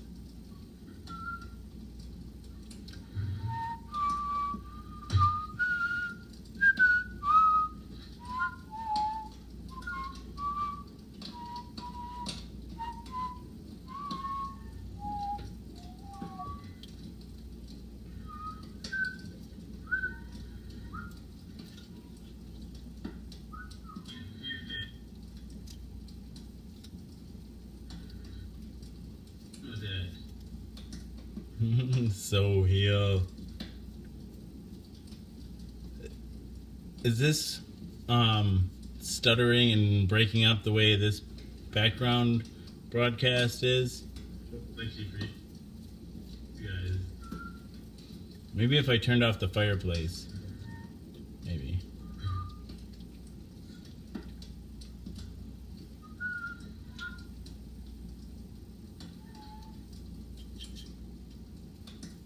No, that's good at least.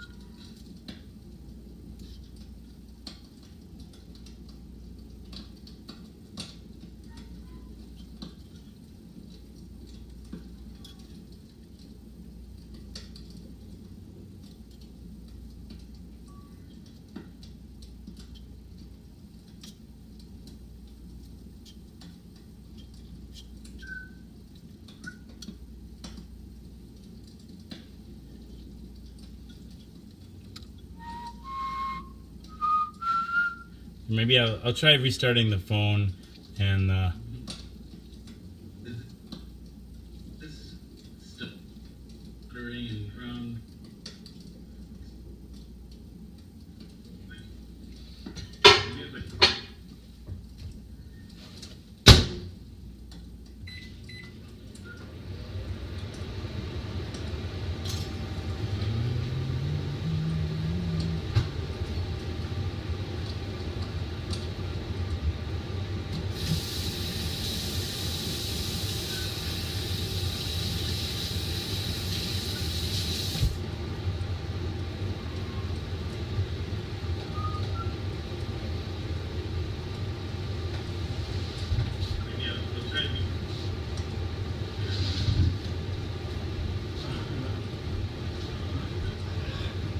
restart bitches fuck money. It sounds good to me.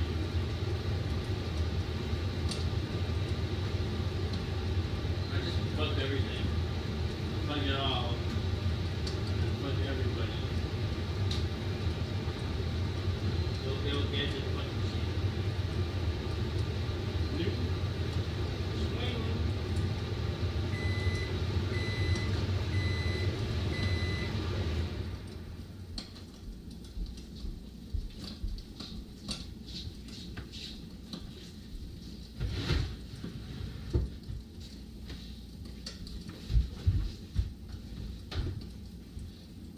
Wait.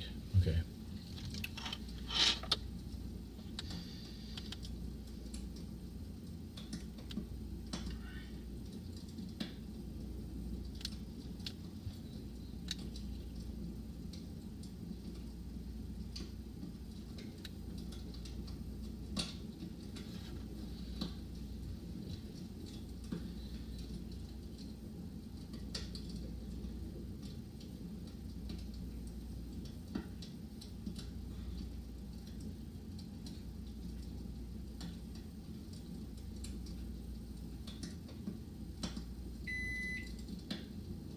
Brahms Lullaby. Do I play them whenever? I don't know if I know that, like, I wonder if it has another name.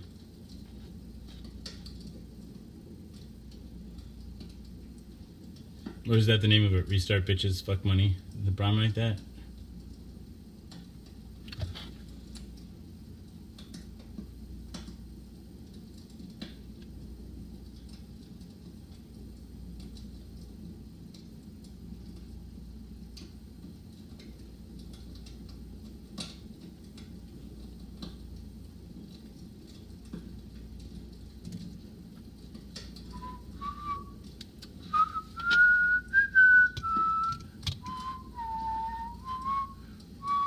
Oh, is that Brahms Lullaby?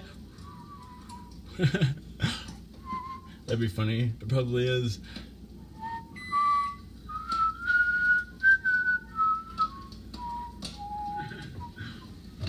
That'd be funny. It probably is.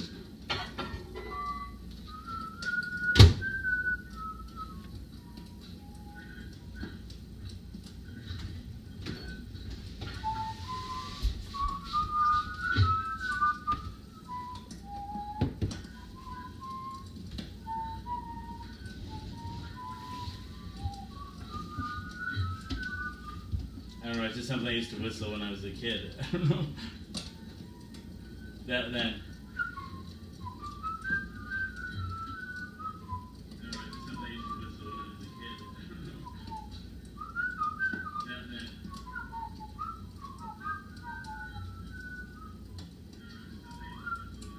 then what was like?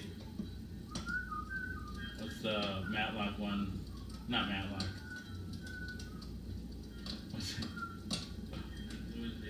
Barney Fife and Gomer and Paul. Ron. Somebody. I don't know. Who are the? Opie.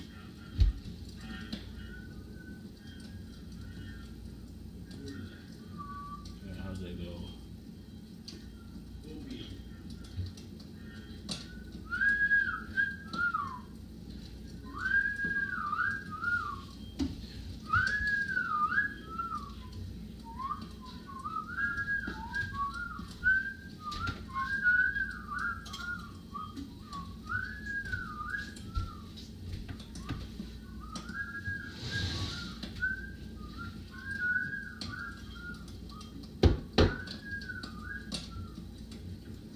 The sun's coming up. The sun is coming up!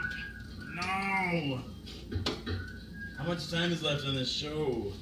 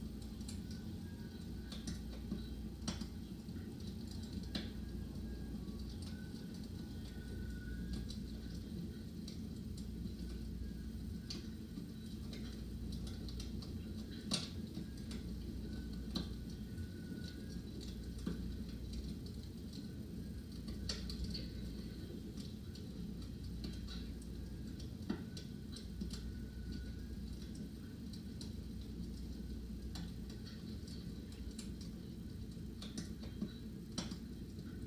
up!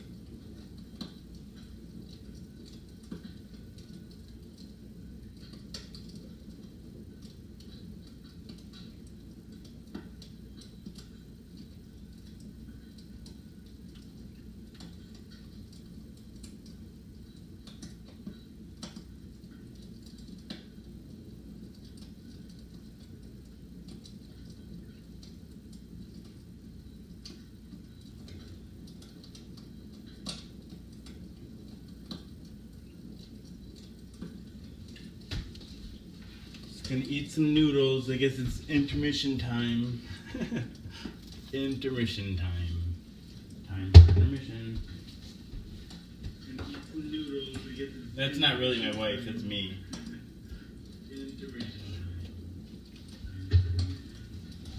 I can't share the show right now because I didn't understand how Facebook worked before. Now I've researched it. Like Facebook professionals use apps to control, like to schedule their posts so they don't go more like every. They don't post too quickly. Because if Facebook, it thinks you're a spam bot if you post too quickly, and it blocks you from posting. If Facebook, it thinks you're a spam bot if you post too quickly. to groups, so I can go live and post on my personal timeline because they shared to groups too quickly in too short of time. Like to groups, so I can't share the show from my account to groups until June 18th. I want to do the bridge over River Kwai too. How does that one go? I can't do that one. I don't know. Green Sleeves. I don't know how that goes either. But I got that one would sound really familiar too.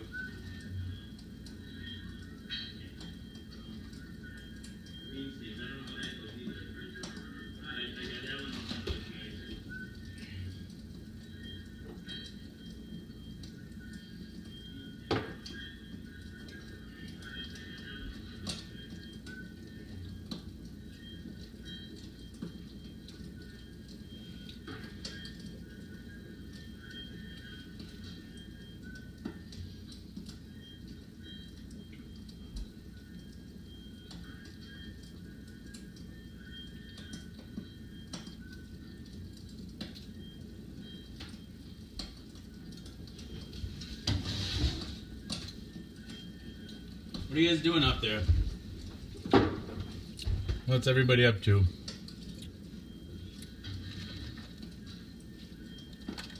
are you guys doing up there? Which one? Let's see. I'll do one. I'll try to remember which ones I did. Which one? Let's see. I'll do one. I'll try to remember which ones I did.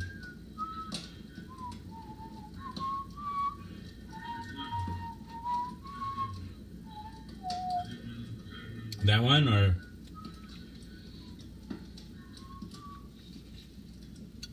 noodles? That one or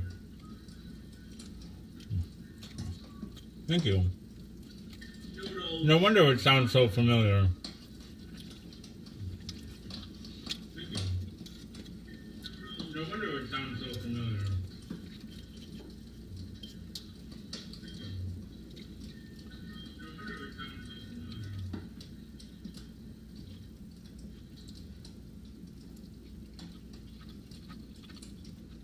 Lassie, is it really? I used to watch that. That makes sense now. Lassie, is it really? I used to watch that. That makes sense now. Lassie, is it really?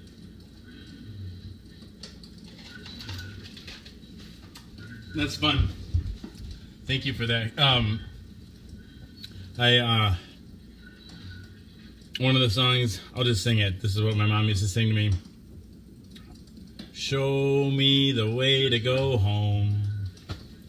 I'm tired and I want to go to bed. I had a little drink about an hour ago, and it went right through my head. Oh, wherever I may roam, be it land or sea or foam, you'll always hear me singing this song. Show me the way to go home.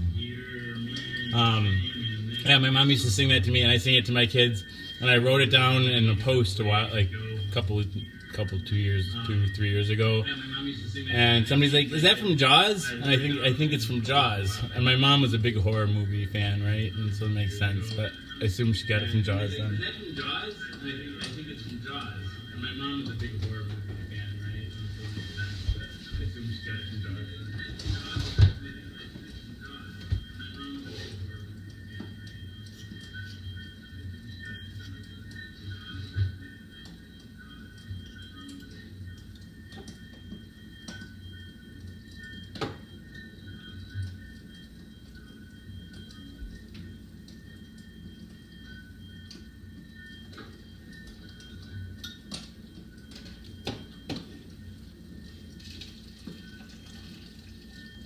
Anybody else's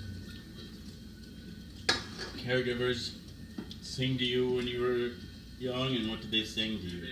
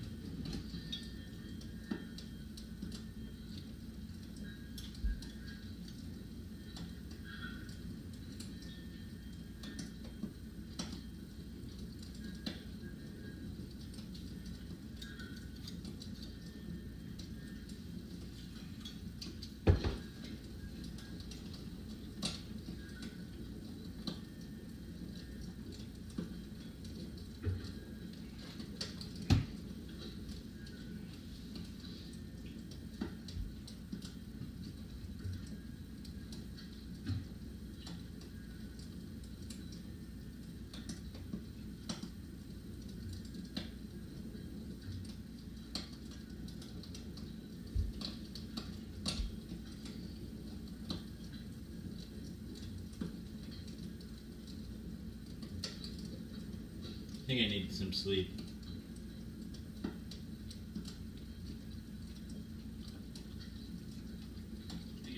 After I finish these noodles, I'm gonna take the pill and turn off the lights.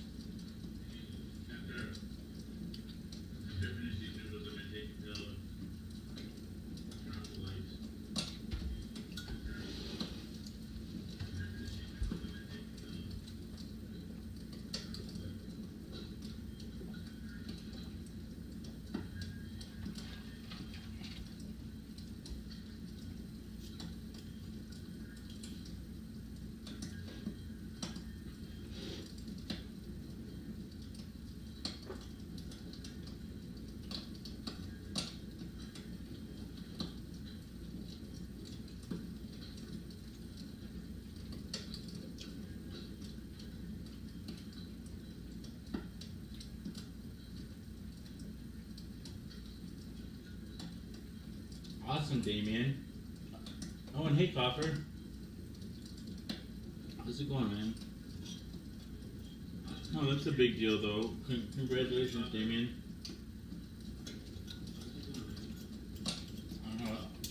That's a big deal, though. Congratulations, Damien. Yeah, I'm excited to hear it. I'll message you later, okay?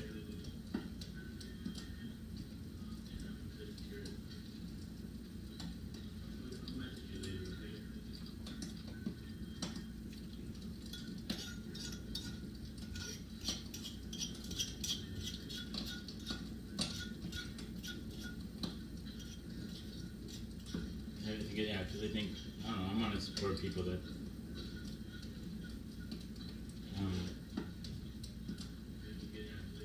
come here and support me all the time. If they're putting for the creative effort, I want to go, like, yeah, you have a new album out. I haven't had a guest for a while, so it'd be really cool if you, but I'll message you. You don't have to answer now if, like, if you don't, like, especially if you don't think about it.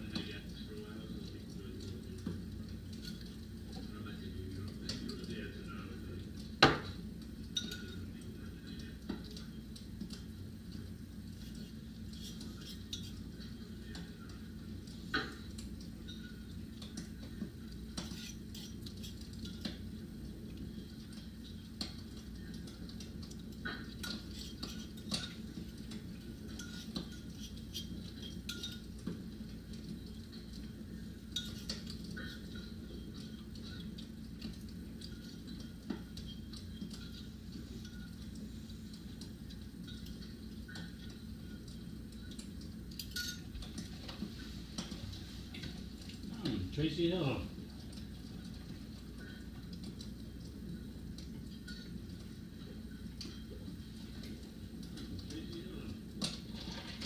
Hello, hello. Well, there are people kind of filing in here. Hello, everyone. Welcome. This is Jason is a social scientist. There are people kind of by mouth daily. Oh no! Why does it say I'm clean as a whistle? I put in the wrong show. Let me change the title. No wonder somebody asked if this was a shower show. Why does it say I'm clean as a whistle? I put in the wrong show. Dang it! Right to heck. No wonder somebody asked if this was a shower show. Right, dang it! Right. Dang it! Right to heck. Heck it to the right to the dang. Right to the dang. Right there. Right, dang it! Right. Excuse me. Excuse me. Those are some good noodles. I was hungry. Excuse me. Okay. Those are some good noodles. I was hungry. Still, if the pill number was right. Okay. Perfect. Perfect.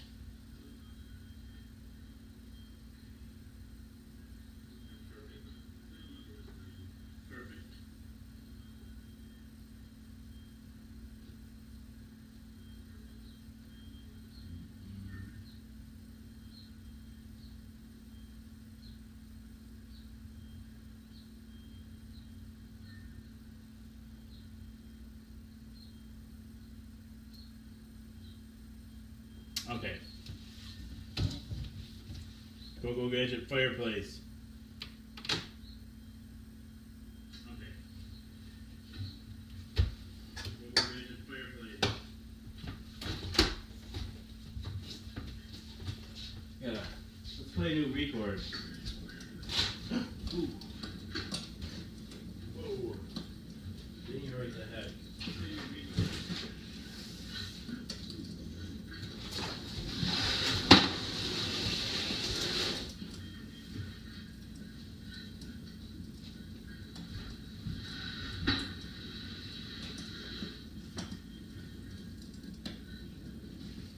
This one's Lost April and Dreamy Lullaby. Let's do Dreamy Lullaby first. Yeah, the sun's coming up. Well, yeah, it's getting pretty bright out there now, too.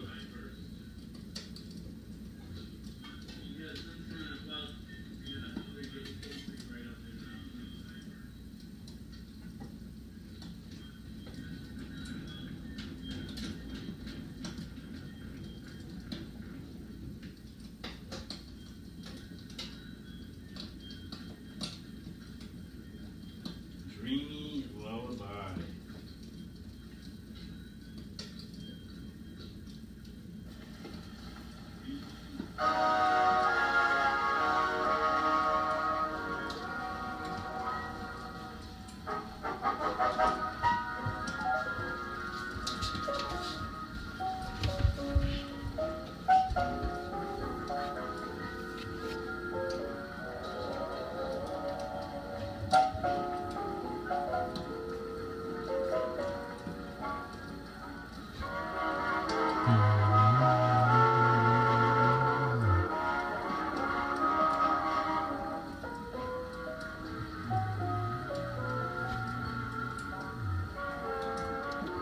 Where are you at again, Coffer?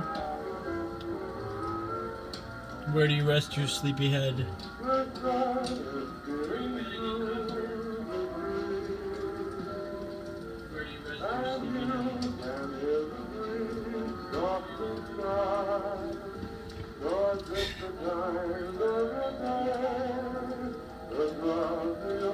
Missouri. Down by Kim, right?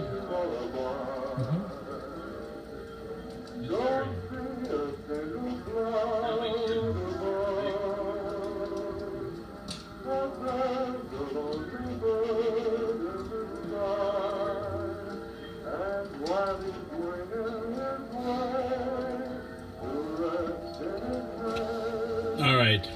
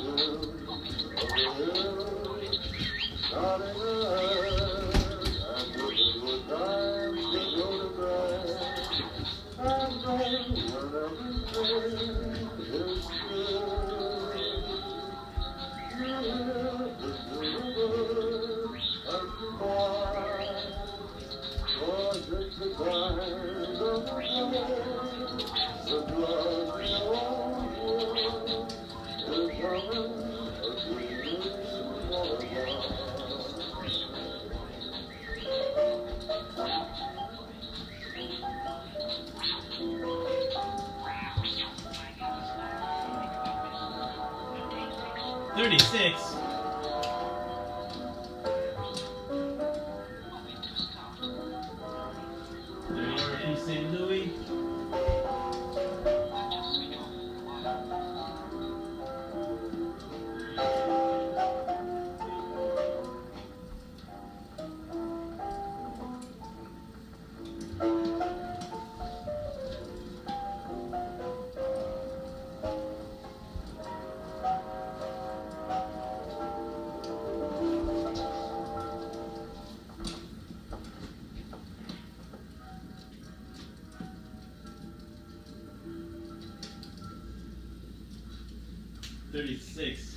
What did I?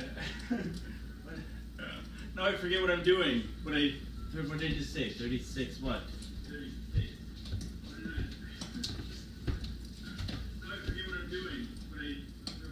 I remember saying the number vaguely.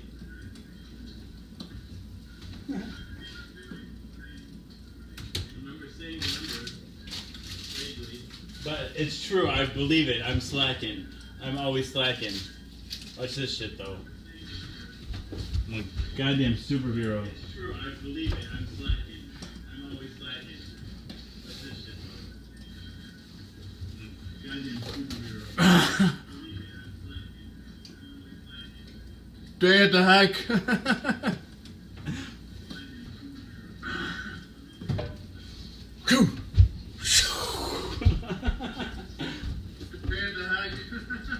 Oh, the 36, the bomb pit, yes.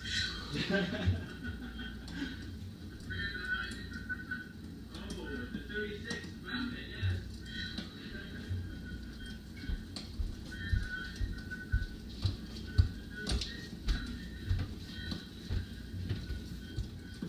Couple nights, 3 nights, 4 nights. It wasn't that long ago I got 100. But I don't know, maybe, I don't know, it wasn't last night.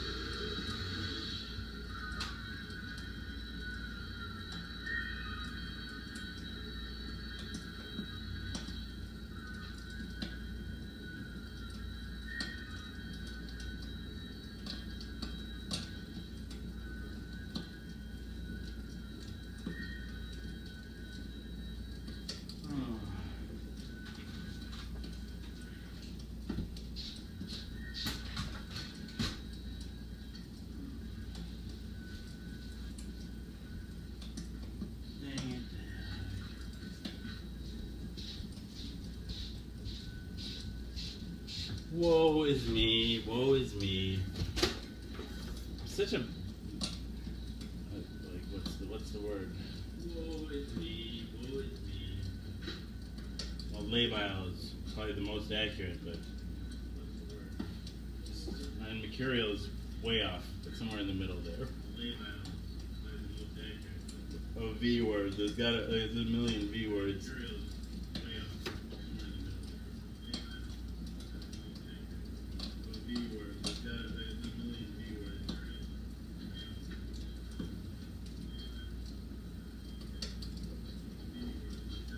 These dang kids are gonna be awake soon. I'm not prepared for that business.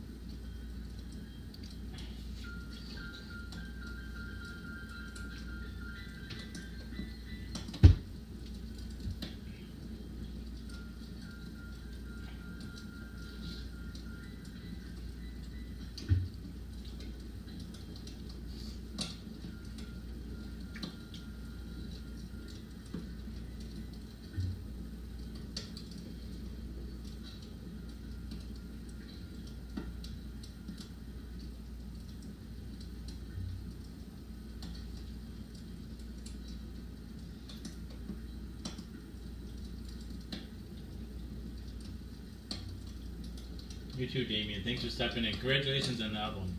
Really.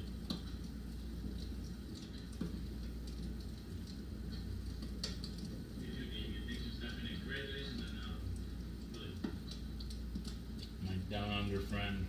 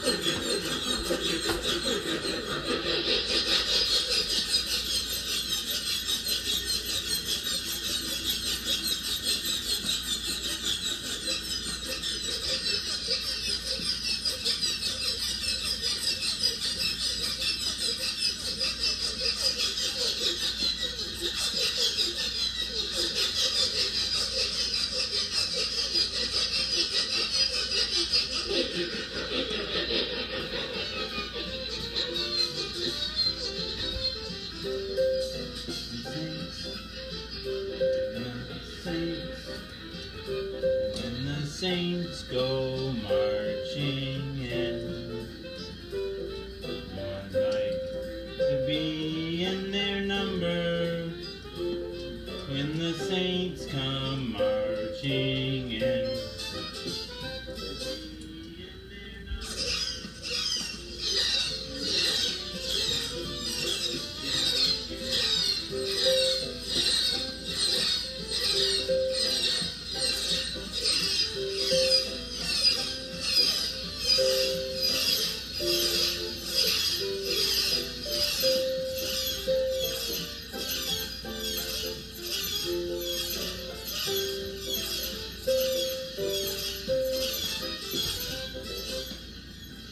What's the weather like, Kofer? I don't know.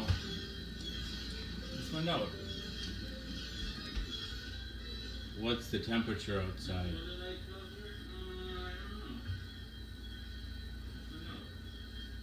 It's 71 degrees right now. What's the temperature outside?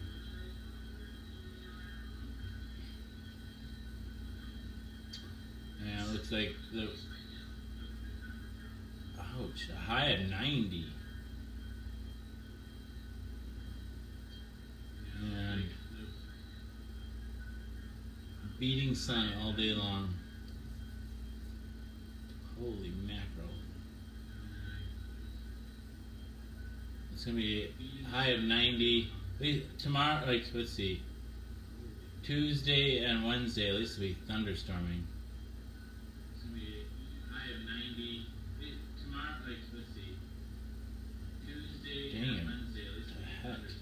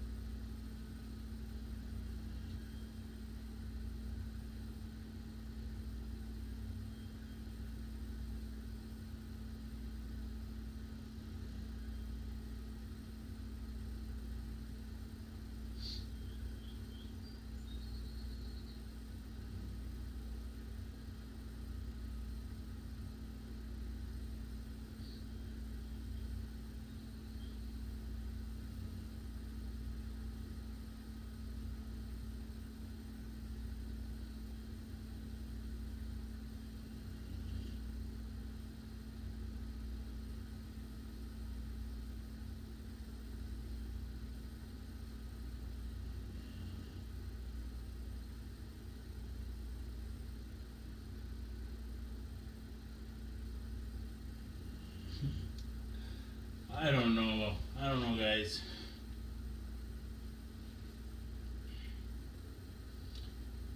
Oh, clock for 64. Nice winter weather. Yeah, nice. It's almost too warm for winter weather this time of day. It's gonna get warm there. It's almost too warm for winter weather this time of day. I do like the double echo.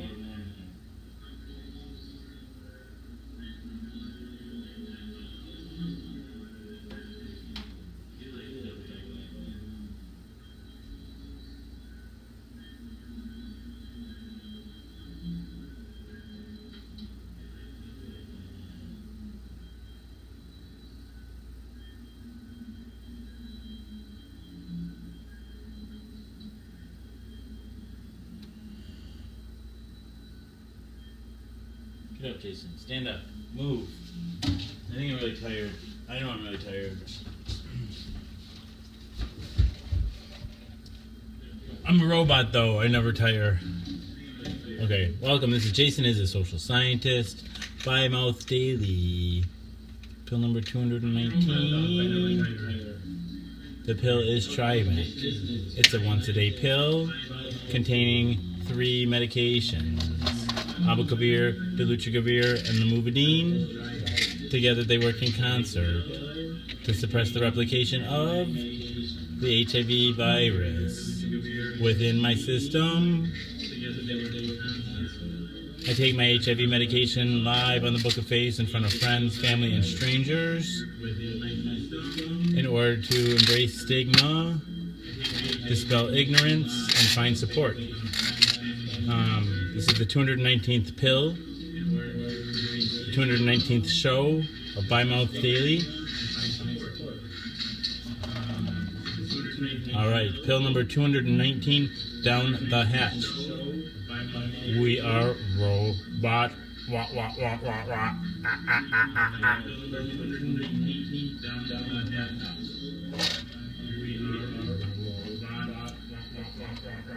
Wah, wah, wah, wah, wah. Alright, thanks everybody. Have a good day, have a good night, have a good time.